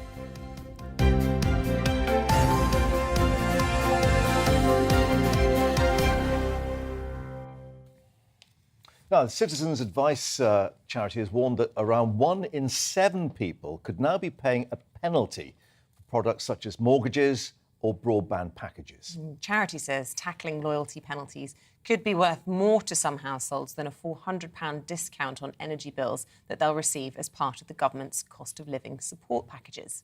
So, how can we avoid being punished for being a regular customer, a loyal customer, and indeed save money on the bills? Let's speak to our consumer expert, Kate Hardcastle, joining us. Kate, good morning to you. I think the FCA, the Financial Conduct Authority, has already taken measures to do with insurance, where your car and house insurance would keep going up if you stayed with the same people. But clearly this is going further now with energy bills and broadband and telecom and so on. Yeah, good morning to you both. And I think what we need to do is probably start out with what is a loyalty penalty. And it's the idea that you're paying more for a service than perhaps a new customer. And that's because a lot of these organisations do have these very tempting offers to try and pull a customer away from a competitor and bring you in. And you know that you've seen those introductory offers yourselves. It might be your broadband, it might be an insurance offer, but you go because you see a really low price. And then what happens over an amount of time, if you don't stay vigilant, is that potentially that rate goes up and up and up. You're not really reminded in every case that you are facing higher charges, and it just settles into being a direct debit that you're meeting that bill every month. And therefore the push here is to be really aware of what your payments are, what the opportunities are from other providers, and staying on top of it, because it's only by doing that are you going to make sure at this moment that you are protected from any unfair increases and paying more than perhaps a new customer. You're quite right though, in 2018 there was a super complaint put through by Citizens Advice to try and stop this practice completely. It happened on home and motor insurance. It didn't actually get pushed through on the other areas, which is what the call here is. Yes, we as consumers need to remain very clear and aware of how much we're paying for these and where we might be getting a deal elsewhere. But at the same time, really, we should have all the tools given to us by these organisations to kind of play fair, to be reminded when it's time to renew, and to also make sure that we're aware of any price increases. It really is easier said than done, changing your provider for a lot of these things, isn't it, Kate? I mean, everyone, suggests, all the money-saving experts, you just make a quick call and switch accounts. Yeah. You ever try and do that, it's hours and hours on hold and frustrating calls and difficult questions. Yeah. And, you need time to do that. And we all know how hard everybody's working. You're so right, Isabel, and I think it's really important to point out as well at this time what the report highlights is the fact that a lot of people who are on lower incomes really struggle with this. There's actually a fear sometimes that if they ring and almost disrupt the status quo of something, there might be further credit checks, or there might be some challenge in them actually being able to get that broadband provided to them by another operator. Indeed, you mentioned call centres as well, where again in this report there's a highlight that a lot of people are waiting significant amounts of time to try and reach someone to have this conversation if they can't get through digitally. So there are lots of barriers in the way, and that's where we need organisations to step up and represent our voice as a combined unit to get better practice in place. But I will always say, it is absolutely worth trying to find the time to get on top of your finances. Making finances your friends rather than fearing them is always going to help. And it can be something as simple as just setting out every direct debit and standing order that goes through your account every month, making sure you know when the annual renewal date is, making sure you know what a fair price to pay is, because as we've heard today, that could be a significant saving for you and your family. And we all know why we need to make those savings more than ever. One of the things that we should make ourselves a difficult customer. I know very often when you get sort of telephone and broadband increases, I think if you actually stand your ground and say, OK, I'm going to leave then and pull my contract, they suddenly come up with a better deal for you. Do they? There is the risk that you go, fine, I'm going to cut my account with you, and they go, OK. Bye. And the telephone goes dead. Yeah. Well, yeah. It's scary. I absolutely understand that. And I think that's the fear that presents itself when people are concerned about making those calls. First and foremost, it doesn't have to be in any way a call that feels like there's any aggression involved whatsoever. Kill it with kindness is what I say. Go and say, look, I've really enjoyed everything. I've enjoyed the service, but I want to make sure I continue and you give me a fair price to do so. Appealing to someone's better nature is always going to help. That said, I've had a very similar situation where I've been loyal to an organisation for 10 years. Yes, they were giving me the right deal every year, but they don't want to offer me that deal anymore. So I've also got to accept the situation. There might be some pain in walking away from my mobile provider, but I've got to do that. There is a better deal waiting for me elsewhere. And I think I'm already ready for that anticipation that there's probably going to be some teething troubles as we swap over, but that's just got to be done because it's a significant price drop. So you're probably going to also say no pain, no gain with these situations. Well, good advice as always. Always brighten up our Monday mornings. Kate Hardcastle, thank you so much for all your loyalty tips there this morning. Hope British Gas were watching. Yeah, I hope so as well. If they ever pick up the phone. Stay with us. We're taking you through the papers. Liz Kershaw and Chris Akabusi with us this morning. Chris with a very special blazer on.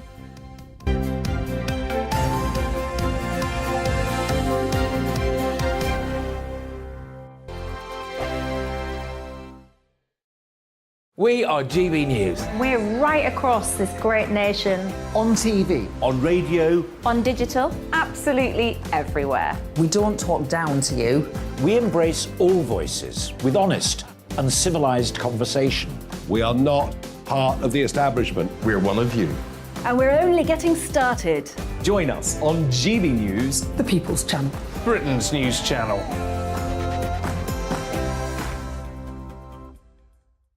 Hi there, it's Stephen and Anne. At breakfast from 6 a.m, you'll always be caught up with everything you need to know, the latest headlines, opinions and debates. We'll bring you the good news and the bad, but most of all, we're here for you. Remember, send in your views and let us know what you would like us to talk about. That's because we're your news channel. And every morning at 6 a.m, it's breakfast on GB News. My name's Tom Harwood and join me 9:30 a.m. every weekday for The Briefing, your one-stop shop for everything you need to know about what's going on in politics today. I wonder if this is a deal that might need to be like the biscuits in this factory, twice baked. Is there not an opportunity here to win out against the extremes? Tom Harwood, GB News. What are you going to do about it? Things should have been done differently, and they certainly are being done differently. Don't miss it. The Briefing with me, Tom Harwood, 9:30 Monday to Friday on GB News.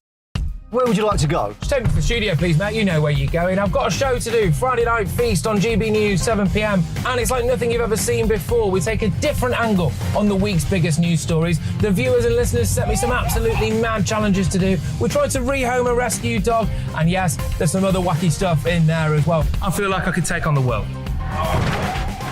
Well, that's that. Friday Night Feast with me, Patrick Christie's, every Friday, 7 till 9 p.m. on GB News. Be there.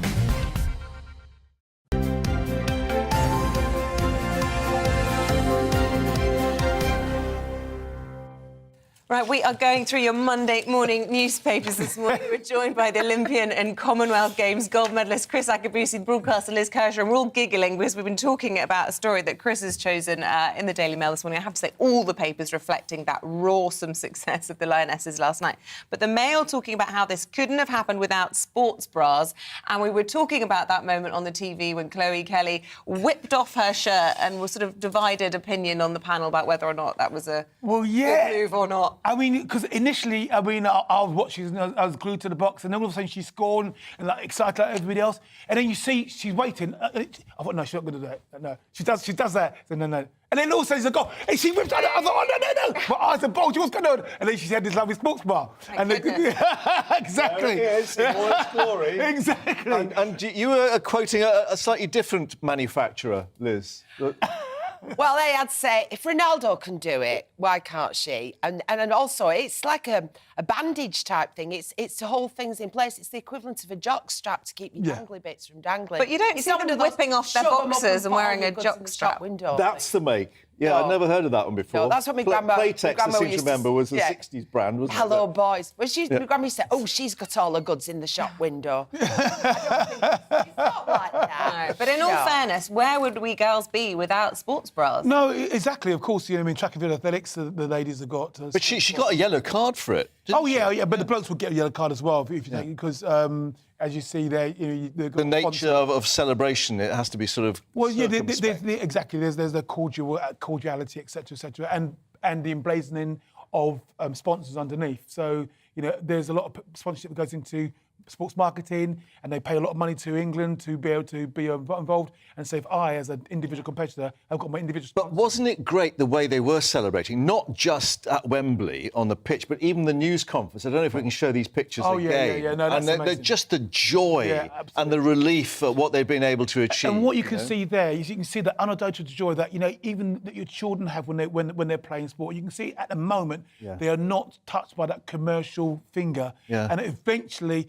a lot of that will die down because they'll have roles to play and sponsors to please. Do you remember your first bit of silverware, and do you think that changed the trajectory of your life outcomes, your wealth, because you do this quite often. But these young ladies now are in history, and they're going to be given gongs at the end of the year, and they're live and excited and they're loving it, but they're going to change over time as they get more and more professional. Yeah. But it's great to see that spirit and that. Have you slept through it all?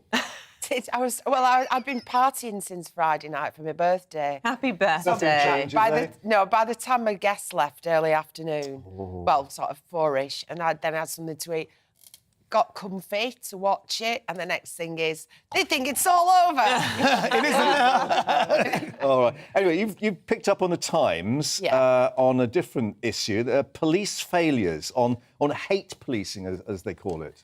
Well, I come from the Northwest, and I'm really loving Stephen Watson, who heads the Greater Manchester Police. Like the cut of his jib, he said things last week about, come on, guys and girls, officers of the Greater Manchester Police, shine your shoes, have a shave, get your hair cut, tie it up if it's long, press your uniform, have some pride in yourself, and then Look the part. You'll have more respect from the public. And I thought that was great. And now he's saying that his officers have to have the confidence to tell members of the public that some things are just not a police matter.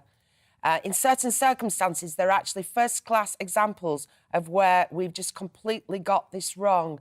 So, in other words, somebody's taken offence at something somebody's said, maybe in a Twitter spat. And then, you know, they've called the police. Liz Truss was saying this, wasn't she? That they should be concentrating on murders Real crime. and real crime and not... Yeah, the well, sort of Twitter rows. then she wanted to cut down on wolf whistling as well. Yeah. Yeah. So that's sort of a mixed message. But then there is the other side of it, which he acknowledges, is that in the past, police haven't joined the dots. And whether it's computer failures or... It's like, historically, like the Yorkshire Ripper, they didn't really get Peter Sutcliffe because all the things were on cards in index files and there were no links. Yeah. So they're saying, you know, there are cases where somebody's repeatedly complained against somebody threatening them or using threatening violence or using hateful language, and then it's resulted in real crime, and they have to do more, they have to do better on that. But this guy sounds like he's really trying to use some common sense and make a difference. What about the union's common sense or not of theirs? Chris, Mail talking about the summer of discontent, page 8, and Sir Keir Starmer facing a crisis. Yeah, I mean, but it's common sense if Keir Starmer is leading the Labour Party, the traditional Labour Party, what they're saying. And we give you £6 million a year, and we give you £6 million a year to support the workers. And at the moment, we're not hearing that. The piece says that if I close my eyes, sometimes when I listen, it could be a Tory speaking, and that actually, if you're not going to support the workers, why are we giving you this money? You know, which side are you on? What do you stand for? And you know what? Over the last few years, Mr. Starmer has said, he's not me when pointing to Boris. I wouldn't do that. Okay, great. So we know what you're not, but what are you? What are you? And these guys are saying, if you're not here to support the workers, then we ain't giving you any money. You've got to stand up and be counted. And you've got to grow a pair now and, you know, and differentiate yourself from the Tory party. And the fear would be for what was, I guess, the old Blairite rump, that they frighten away potential voters by being seen as in the hock and in the pocket of the unions. Exactly. And to be fair to Mr. Starmer, what he's actually saying is, I want power, not protest. I don't want to be a protest party. I want to be in power, and therefore I think that... Which was the criticism of the Corbyn Labour Party. Correct. Correct. And there is also the argument that the strikes have been impacting workers as well, the nurses or whatever it might be, people trying to go about their daily lives. So there is a strong argument for that as well. Yeah, but at the moment, workers are on the knees. You know, I've got a couple of friends who don't earn a lot of money, and they are really, really struggling. I'm not in their camp, you know, I'm earning enough money. But, you know, if you are feeding the family and you're on 20, 30 grand a year, the cost of living crisis is a definite It's hitting crisis. everyone, yeah, indeed. I predict a riot, a well-known song. Yeah, Kaiser Chiefs, Leeds, having a kebab and trying to get a taxi home. But seriously, now, this is fears in the sun. There's a think tank, sort of pressure group, that have done a survey and are now, it's called More in Common, and they're now raising this issue. So imagine, as Chris said, you're already struggling and it's hot, you don't need the central heating on, you're not using gas, you're not using much lighting and electricity, but come winter, you can't afford, your energy bills are £4,000 a year, you can't afford to put heat the house. Food prices are soaring. there's another article, I mean, one of your colleagues, who you know I'm a neighbour of, told me he's switched to margarine.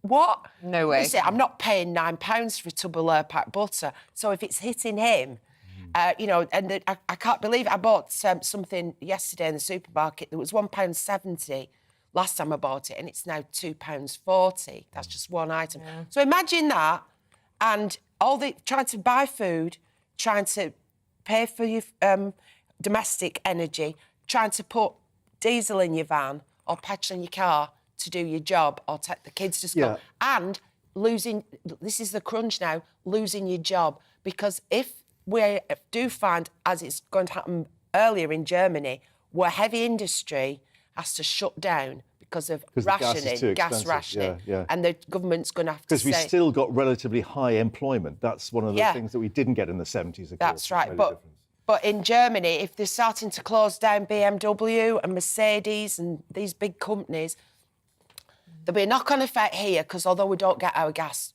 tiny bit of our gas from Russia, we're competing on the global markets.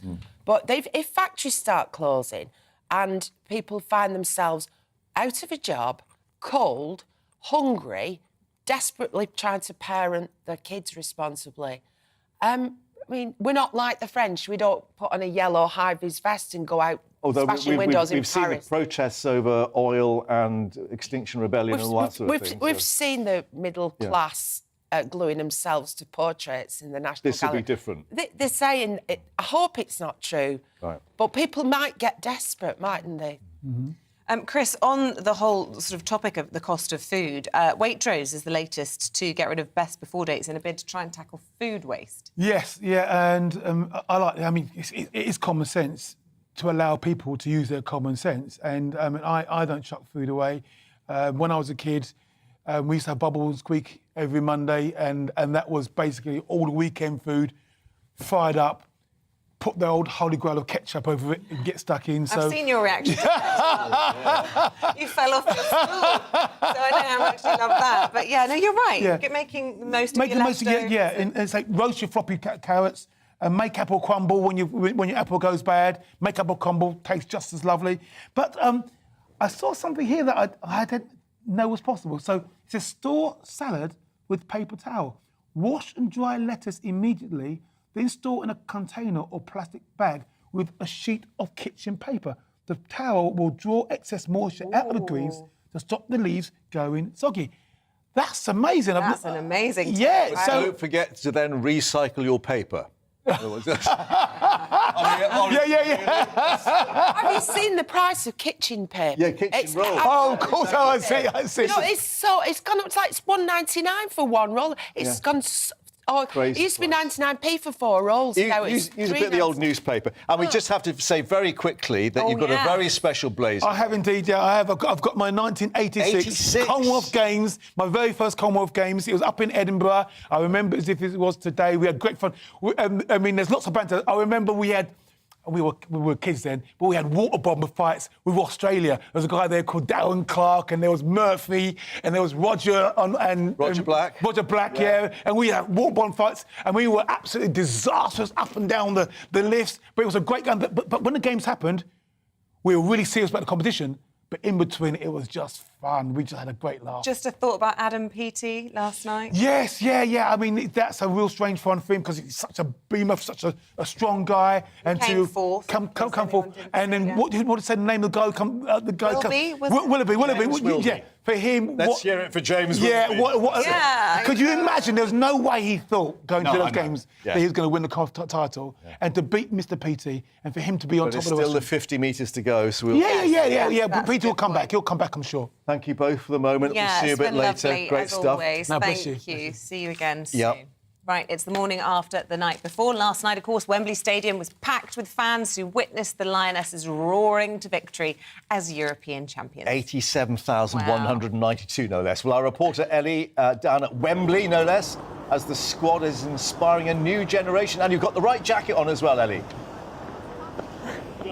I know I didn't have a football shirt, so I've just had to go with the flow with this one. But yes, we're here in Wembley. It's the morning after the night before, and look at the amazing, famous Wembley arches. And it was underneath those arches yesterday where the Lionesses made history. We won against Germany 2-1 in extra time, but that didn't stop it being a very, very tense match. But already the conversation this morning is about inspiring the next generation and what this means for women's football. So we have come to meet the Kinja Football Club. They're a young ladies football club. Gather round, everybody. What did we make of last night's game? What did we think?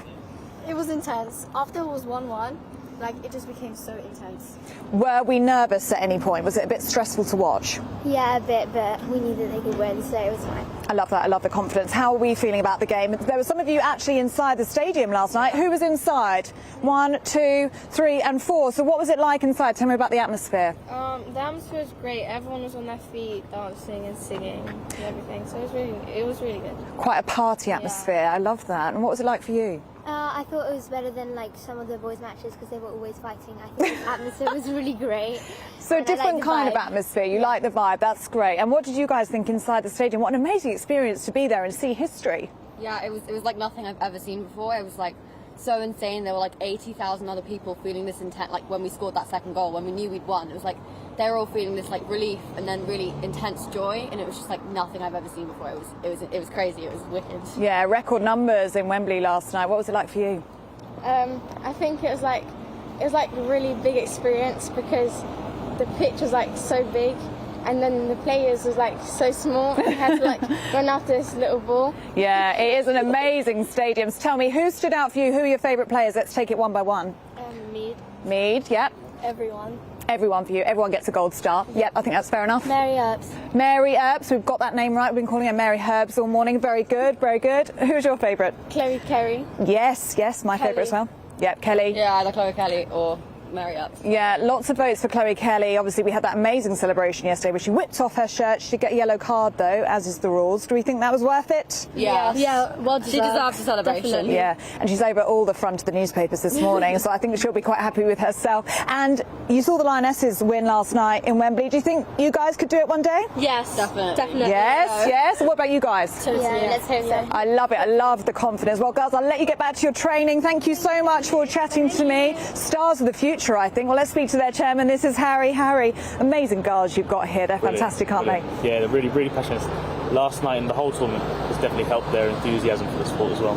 Yeah, absolutely. And, you know, the conversation this morning is about women's football and how this is going to change the conversation. Is it going to be taken more seriously now, do you think? Oh, definitely. I think especially after the feeling of the men's losing the final last year, to then go out and win it in the women's final this year is huge. And there's more coverage and a bigger platform for the women's football to grow. And it's now just making sure we're building on the foundation that's laid and make sure the girls of the future are given the chance to succeed. How important was it that the girls watched that in Wembley last night? Oh, really important. Really important to get the win as well. To see, I mean, the girls, football. Flying footballs. The girls were loving it. They were naming all the players, really sort of following it, trying to keep up the players on Instagram, Snapchat, and all that there. It's inspirational for them. Yeah, really it really is. inspirational. And you are obviously the chairman of Kinja Football Club. What do you make of Serena Vigman's coaching? Because she has got a really specific way of doing it, doesn't she? She always puts the same women on, and then it seems like the strikers always get put on a little bit later. Well, it works. It works. I mean, she won the tournament last time in the Netherlands, so it's twice in a row she's won the tournament with two different teams. So whatever method she's using is a working one, and you can see that all the players, even the ones that didn't play many minutes, they were all part of the experience, part of the celebrations, and just absolutely loved the whole experience of it. And she's so respected by the team as well, isn't she? And we've seen that she's had so much publicity. I think the M&S suit that she's wearing, every match is already sold out up and down the country. What do you think the future for Serena Vigman is, along with the rest of the team? They're going to be celebrities overnight to so many people. Well, hopefully they take it into the World Cup next year. Yes. It's a bigger tournament, and one that I think after the success of the Euros, it's one that we've got expectation, but also a lot of hope as well. Yeah. It's a young squad, and a lot of promise to come through as well. And so much personality. I mean, we can hear now on the TV and on the radio. They stormed that press conference last night, didn't they? It's incredible scenes. Absolutely, yeah, and that's what you want to see as well. You want to see the personality, you want to see the excitement and joy they get from football, and that just inspires the girls to hopefully follow suit as well. Absolutely. Well, Harry, absolutely fantastic to have you with us. And Kinja Football Club, you are all amazing. I think it's fair to say perhaps lionesses of the future, and certainly the lionesses last night. They have inspired a whole new generation of female footballers. Ellie, have you ever played football yourself? No, actually, the ball did just come over to me, and I had no idea what to do with that. But the girls might teach me a trick or two now. We hope. I'm with you, Ellie. I'm even trying to learn some of the footy lingo, but I'm more interested than I was the day before. So it's happening. It's starting with us, Ellie. If they can win us over, we're so inspired. Pick up some tips with that lot behind you. Get them to give you a run through. I know. Yeah. I'll ask for a quick Ellie, lesson now. I think I need it. OK, from Wembley to the break now. Stay with us, though. After the break, we'll be speaking to UB40 about their new Commonwealth Games anthem. That's after this. Looking ahead to today's weather, and the UK is looking dry and sunny for most, but rain arriving in the west later. Let's take a look at the details. So it will be a dry and bright start across the southwest of England with some early sunny spells, but cloud may linger over higher ground and soon feeling warm in the sunshine. London and the southeast will have a rather cloudy start to the day on Monday, with the odd shower likely, possibly heavy in places. It's a dry and mostly sunny start across South Wales, with a little more cloud towards the west, quickly feeling warm in the sunshine. Monday morning will start dry and sunny across the Midlands, with almost clear blue skies for all areas. And after a mild night, temperatures will soon rise through the morning in the August sunshine. There'll be a mix of sunny spells and broken cloud across northeast England. An isolated, mostly light shower is possible, but most places will remain dry, feeling pleasantly warm in the sunshine. Then it will be a dry start across Scotland with plenty of sunny spells from the start. The odd shower possible in the east, but most places will stay dry. And Northern Ireland will start Monday dry and sunny, soon feeling warm in the sunshine, but cloud will slowly build from the west through the morning before rain arrives in the afternoon. Staying dry with sunny spells in the south and east, but rain arriving in the north and west. And that's how your weather's shaping up for the rest of your Monday.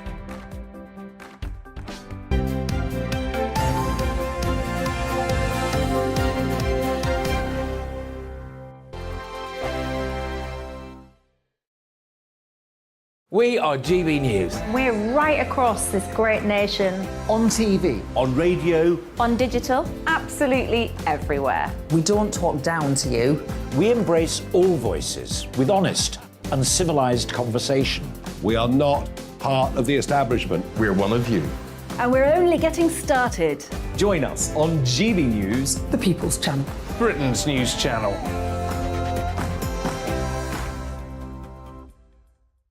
Hi there, it's Stephen and Anne. At breakfast from 6 a.m, you'll always be caught up with everything you need to know, the latest headlines, opinions and debates. We'll bring you the good news and the bad, but most of all, we're here for you. Remember, send in your views and let us know what you would like us to talk about. That's because we're your news channel. And every morning at 6 a.m, it's breakfast on GB News.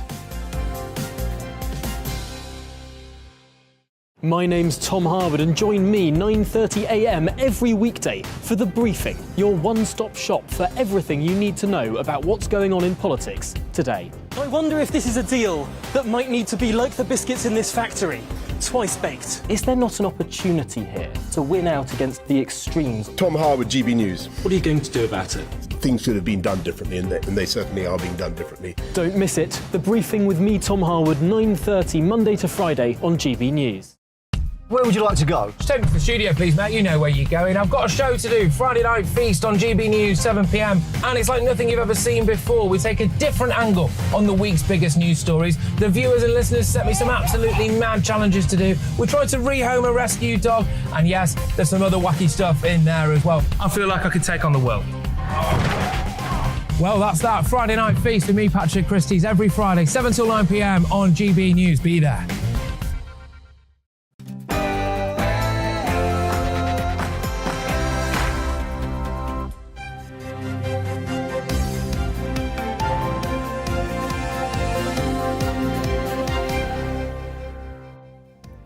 Well, we've been talking about the football, but there's another big match on, of course. Tory party members to decide on their new leader from today.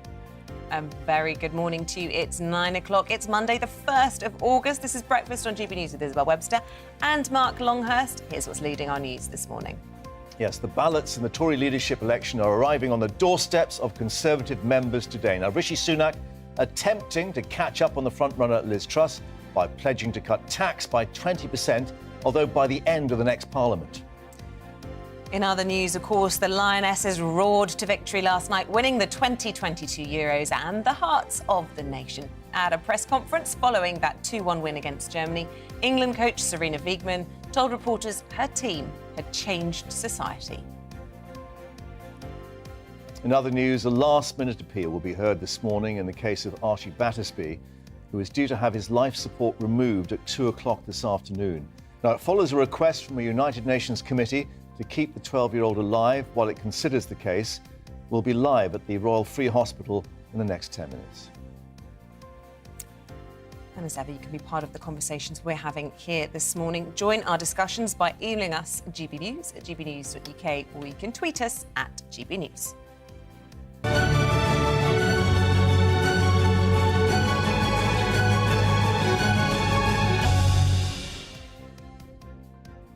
So, Liz Truss, Rishi Sunak facing off in the hustings as part of their crunch week in the leadership race as the postal ballots start to drop on members' doorsteps from today. Well, Foreign Secretary Liz Truss has gained further momentum with more endorsements over the weekend. Nadeem Zahawi, the latest. She's also made promises about school reforms and trying to unleash British farming through deregulation. Well, the former Chancellor, meanwhile, Rishi Sunak, promising NHS reform if elected. And what's been described as the biggest income tax cut, yes, cut, since Margaret Thatcher's government. Well, let's speak to our political correspondent, Tom Harwood, about all of this. And look, lots of commentators saying that this 11th hour tax cut from Rishi Sunak screams of desperation, that this is, playing against all of his rhetoric. He's absolutely attacked Liz Truss for her approach just to tax cuts. So what has brought this about? Is it just a reality that he's losing to Liz Truss? It's hard to conclude anything otherwise, because Rishi Sunak launched his very slick initial launch video for leadership on the basis of he was going to tell people hard truths. He was going to reject what he called fairy tale economics, that things were going to be tough, but he was the right man for serious times. Well, what a turnaround there has been in the 3 or 4 weeks since, because by now what we're hearing is that Rishi Sunak promised a VAT cut immediately, despite saying that cutting taxes would be wrong before inflation was coming down. And now he's setting out this 7-year plan to cut the basic rate of income tax by several points, a pretty substantial 20% cut in that basic rate, but over the next Parliament, so after the next election. So I think a number of Conservative voters might be thinking, well, that's quite a long way away. 7 years is quite a long time to wait for that substantial tax cut. And then the other side of the coin, of course, is those who are saying, well, it wasn't so long ago that you were calling Liz Truss immoral for wanting to pursue tax cuts. Fairy tale economics, I think, was the phrase he was using, wasn't it? Certainly was. There was many, and this was the big dividing line of those crucial debates, this keeping the economic model as it is versus the change in the economic model. And that seems to have not done Rishi Sunak any favours. Behind in the polls, the latest polls, although we haven't had any polls of the membership for a week now, which is pretty extraordinary. We should be expecting some more this week because we're relying on data from last weekend, and quite a lot has happened since then. But it's 24 points that Liz Truss leads Rishi Sunak by in the latest poll, although that was a week ago. Tom, bear with us, because I think we can speak now to John Glenn, a Conservative MP for Salisbury. Good morning to you, Mr Glenn, and I guess we can call you a Sunak supporter. Will this backfire on him, this tax announcement? Because a lot of people were saying, well, you seem to have changed your mind within a week. No, he hasn't changed his mind within a week.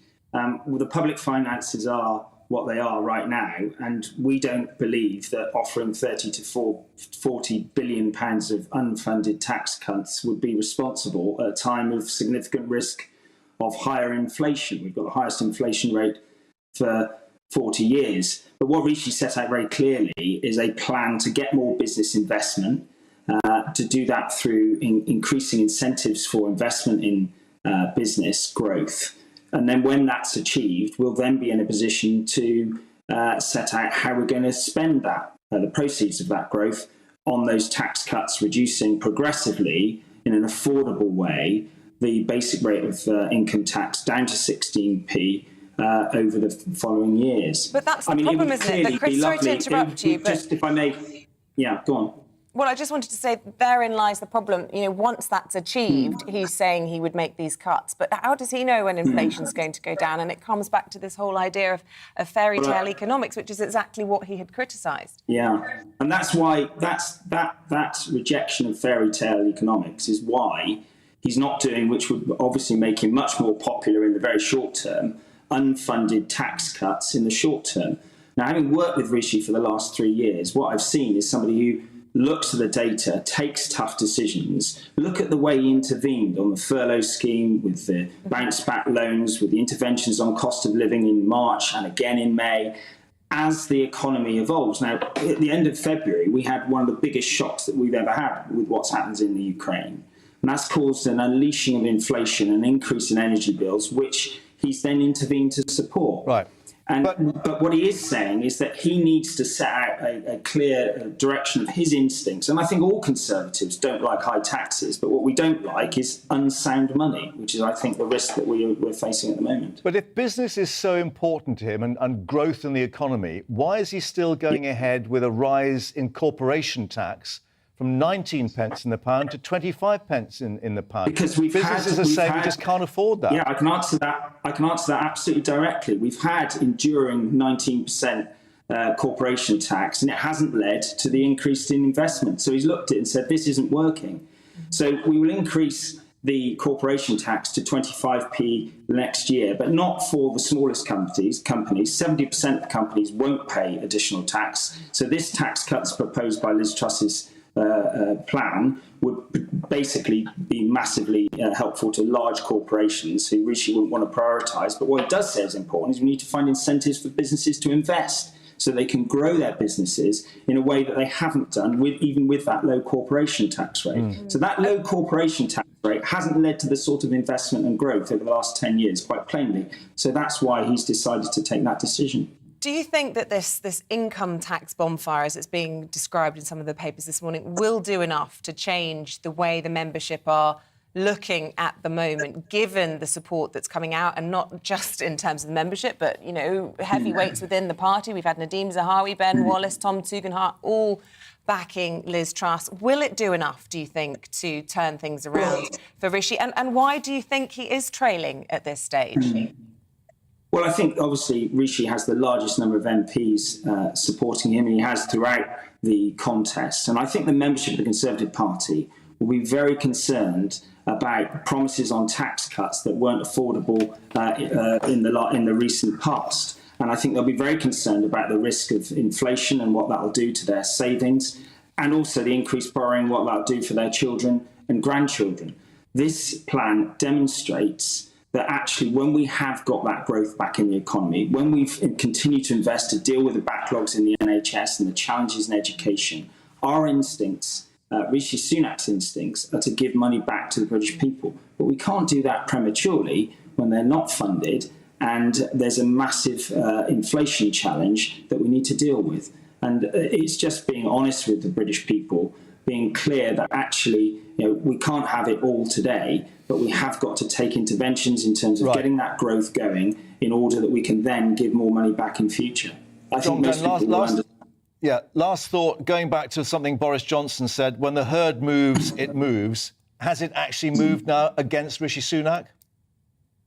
Well, for both candidates, I'm sure what they're doing at the moment is actually getting out to meet as many members as possible. Rishi was in pub in Salisbury watching the football with me last night and then with members afterwards. And what the feedback I get is that when they meet Rishi, they like him and they're going to vote for him. And today he's down in Dorset, working his way down to Devon, to the hustings in Exeter this evening. And it'll be for the members to decide. And we'll continue to make the case and do everything we can to put sound money, sound economics, and put the investment in public services, but also demonstrate that we are going to cut taxes with that radical vision when we secure that growth in the economy and when we can afford it. OK, John, Glenn, really good to talk to you and get your thoughts this morning. Thanks very much indeed for joining us. I want to get some analysis on all of this from Tom Harwood, who's still in the studio with us. I'm really interested in whether a lot of this all just boils down to the question of loyalty, and whether the members just really hold Rishi Sunak responsible for the downfall of Boris Johnson, who was hugely popular with them. And also, at the same time, if that is the case, why that rule isn't also applied to Nadeem Zahawi, who's come out and lent his support to Liz Truss. But he, of course, famously resigned 24 hours after he got given a promotion. Well, he called for Boris Johnson to go 24 hours after he got that promotion. But, of course, he didn't progress very far in the leadership contest. He was out pretty early on as one of those initial 12 candidates. I think that there is something in this idea that Rishi Sunak is failing on this measure of trust, which leads into every other part of policy. If the membership don't feel that they can trust Rishi Sunak, and there is a lot of evidence to suggest in the polling that he has a lot less high ratings of trust than Rishi Sunak than Liz Truss amongst Conservative Party members. And that feeds into, well, can we take him at his word on whether or not he'll cut taxes? Of course, he's raised them. Can we take him at his word over planning? Can we take him at his word over migration? All of these questions feed into trust. And that big question of you were at Boris Johnson's right-hand side until you weren't, that idea of the stab in the back probably is contributing there. But I think that would be to simplify the entire issue. Of course, we saw at the last hustings in Leeds a question from one of the members talking exactly in those terms. But when you speak to other members and other questions, there is a general concern for the economy. And the idea that the economy is not in the best place right now, the idea that Rishi Sunak has been in charge of running the economy for the last 2 years, the funny sort of way in which Rishi Sunak, despite being the person who wanted the change from Boris Johnson, represents to some extent continuity, whereas Liz Truss, who wanted Boris Johnson to continue, represents change. It's a funny sort of dynamic, but one, I think, that plays into this as well. OK, Tom Harwood, thanks very much. Thank you. The Court of Appeal will be holding an urgent hearing at 11 this morning. It follows interventions from the government and the United Nations in the case of Archie Battersby.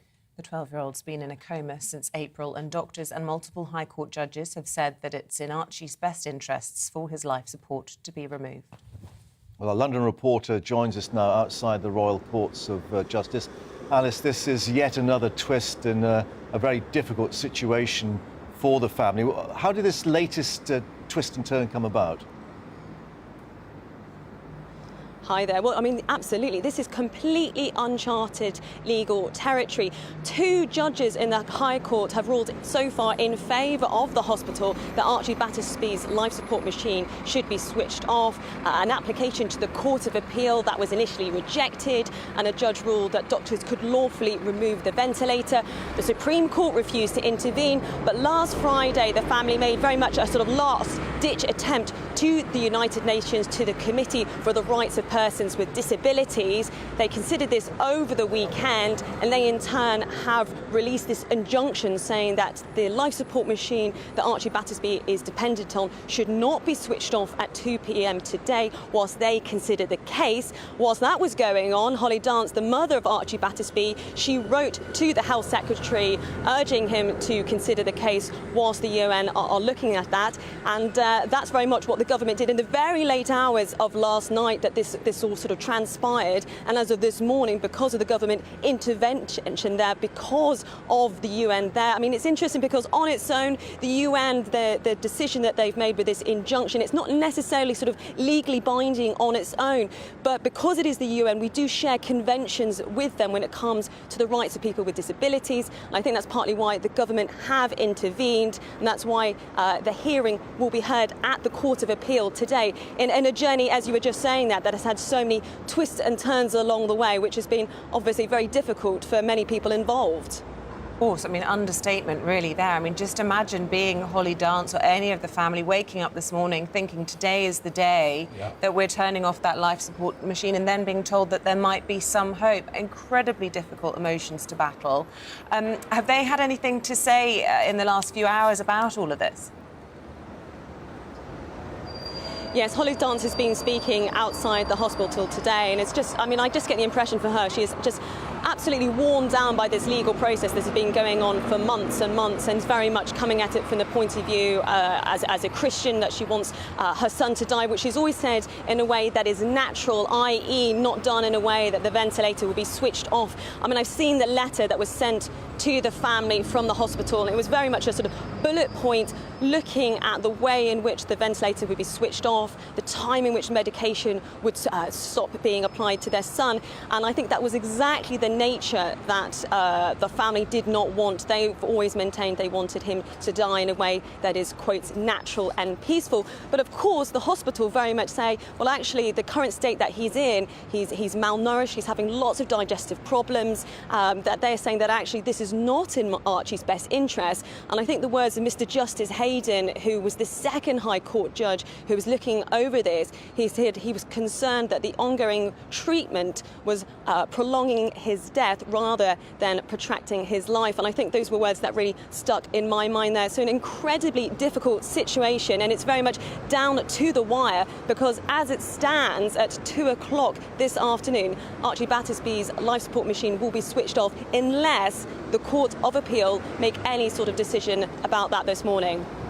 As you're indicating, the legal concern is that the child's interests come first. But I'm just looking at the sort of the clock ticking on this. We've got this hearing due to start at 11, what they call a virtual hearing. But the hospital trust saying 2 o'clock is the time when the decision has to be made. Yes, absolutely. Both the Hospital Trust and the Hospital's Guardian have always argued that it should be as soon as possible and this shouldn't be delayed in this process. And I think that's something that the family have very much struggled and grappled with from the beginning. It's only April when this accident took place. And while we have been covering this quite extensively on GB News, I think it is important to stress for the family, this has been a process that has happened in a very, very short space of time. They only made, from their point of view, the application to the UN on Friday. We're now here at Monday morning, having had the letter saying that at 2 o'clock this afternoon that the life support machine will be switched off. There's a legal stay until 1 o'clock because of this injunction from the UN. So it's all very much down to the wire for everybody involved.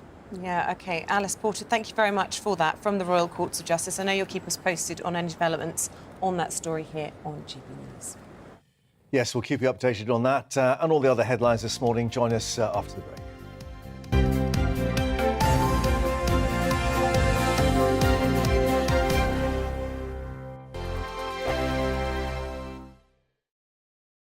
We are GB News. We're right across this great nation.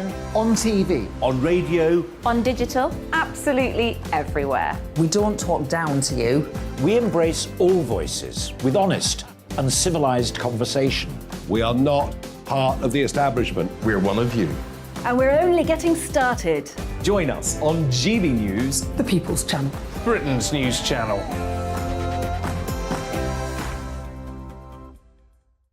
Hi there, it's Stephen and Anne.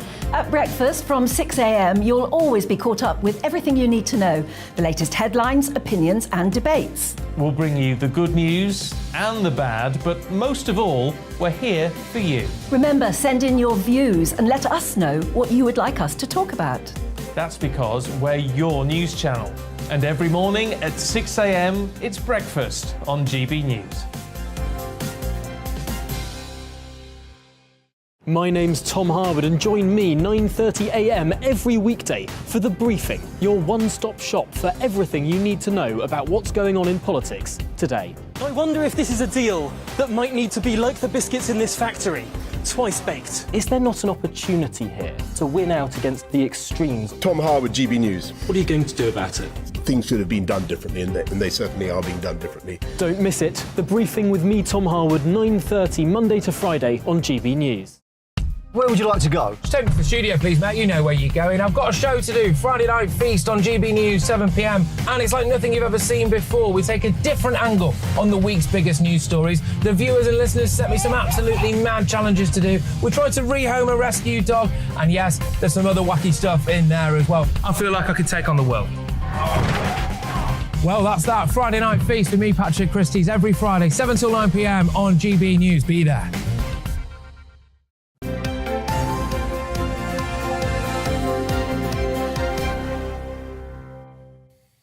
with all the excitement last night with the Lionesses, it's quite easy to forget that the Commonwealth Games have been going on. But yeah, they kicked off over the weekend in Birmingham with athletes from all over the world competing for their country. Yeah, it didn't go quite according to script for Adam Peaty in their mind.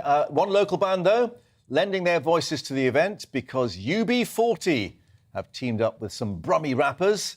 And we can speak now to drummer Jimmy Brown from UB40 and rapper Daps on the Map, joining us both there. Thanks very much, guys, for taking the time to speak to us. And this is something rather special because you really got your roots in the city.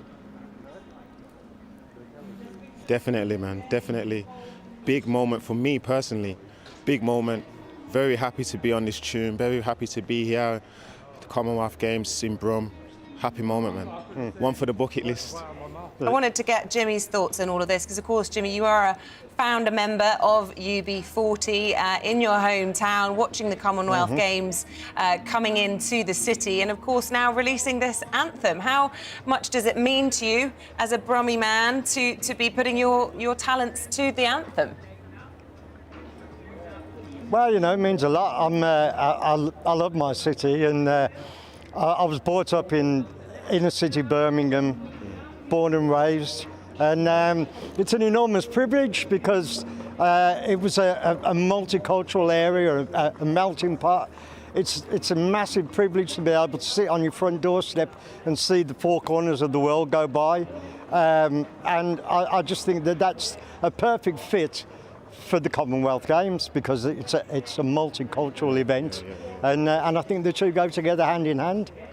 Yeah, and a great talk about all these games with a legacy, what it does outside the sport. And I think, Daps, you were actually brought up very near the Alexander Stadium, and it was a very different area before all this came to Birmingham.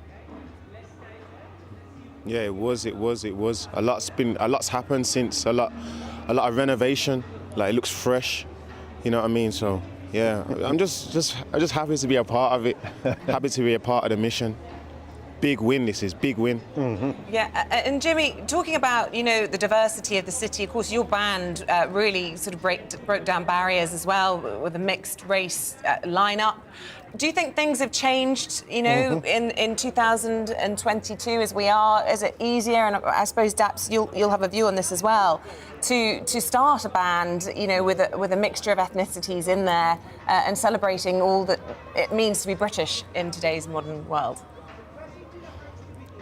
Absolutely, and I think this gets forgotten. You know, what makes Britain unique is the history of the Commonwealth. I mean, I'm not a great supporter of empire, but I think one of the advantages of empire is that the traffic goes both ways. So it actually turned Birmingham into this cultural melting pot, and I think it's a beautiful thing, you know, and I think sometimes we can forget that really what makes England unique is its multicultural heritage, you know. And Jimmy, let me ask you as well whether this is a bit of a bittersweet moment for you, because of course you lost Brian, who features in this video, Brian Travers, and Astro as well, one of the founding members. I mean, you must have some mixed feelings about this as well coming at this time. Well, you know, it's part of life, isn't it? You know, that we're all getting older, and these things happen, you know. But obviously, particularly with Brian, because he was such a big figure in the band. You know, he was our main songwriter. He was the most charismatic on stage, and that's a really big hole to fill, and we never will fill it, you know. But life goes on, you know, and it's their heritage that we're continuing as much as anything else. So, you know, it's what life throws at you, isn't it? Yeah, absolutely. And Jimmy, you know, you talk about never being able to fill that hole, but you do continue to have a band up and running. You're about to go off on tour. What has been the key to 40 years of success and to be asked to do things like the Commonwealth anthem? You know, how have you stayed at the top of your game all these decades? I haven't got a clue. If I knew why and how, then I could put it in a bottle and sell it and become a billionaire. You know, It's just we were just in the right place at the right time, and we've just been extremely lucky to have had our whole lives in the music business. You know, it's it doesn't happen very often, and I think we're just very lucky. And I pinch myself every day that we're still going on and still selling out venues and still selling records. So I'm very, very grateful. And Daps, of course, you're the latest. There's quite a legacy, not just UB40, the Specials, ELO, and Duran Duran even. I mean, what is it about Birmingham? There must be something in the water up there. It's the hometown. This is where it is.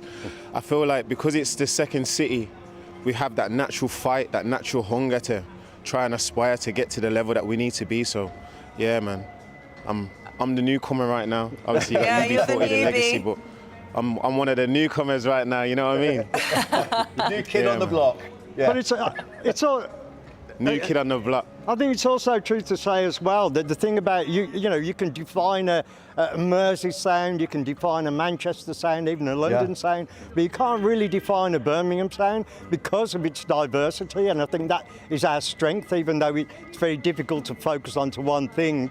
It's the diversity that makes us special, I think. Absolutely. Well, look, Jimmy Brown, thank you so much for joining us this morning, and Daps putting Birmingham on the map. Thank you as well for your time. We've really enjoyed talking to you. Good luck with the anthem as well. Thanks for your time. Wicked. Yeah, Thank you very much. Well, that's it from us for this morning. Mark and I will be back from 6 o'clock tomorrow morning. Great to have you. Next, it's Tom, though, with a briefing and, of course, all the politics coming up. Looking ahead to today's weather, and the UK is looking dry and sunny for most, but rain arriving in the west later. Let's take a look at the details. So it will be a dry and bright start across the southwest of England with some early sunny spells, but cloud may linger over higher ground and soon feeling warm in the sunshine. London and the southeast will have a rather cloudy start to the day on Monday, with the odd shower likely, possibly heavy in places. It's a dry and mostly sunny start across South Wales with a little more cloud towards the west, quickly feeling warm in the sunshine. Monday morning will start dry and sunny across the Midlands with almost clear blue skies for all areas. And after a mild night, temperatures will soon rise through the morning in the August sunshine. There'll be a mix of sunny spells and broken cloud across northeast England. An isolated, mostly light shower is possible, but most places will remain dry, feeling pleasantly warm in the sunshine. Then it will be a dry start across Scotland with plenty of sunny spells from the start, the odd shower possible in the east, but most places will stay dry. And Northern Ireland will start Monday dry and sunny, soon feeling warm in the sunshine, but cloud will slowly build from the west through the morning before rain arrives in the afternoon. Staying dry with sunny spells in the south and east, but rain arriving in the north and west. And that's how your weather's shaping up for the rest of your month.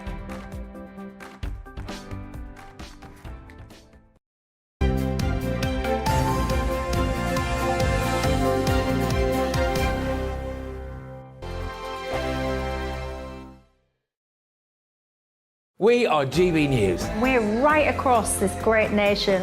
On TV. On radio. On digital. Absolutely everywhere. We don't talk down to you. We embrace all voices with honest and civilised conversation. We are not part of the establishment. We're one of you. And we're only getting started. Join us on GB News, The People's Channel.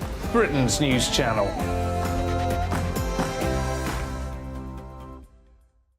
Hi there, it's Stephen and Anne. At breakfast from 6 a.m, you'll always be caught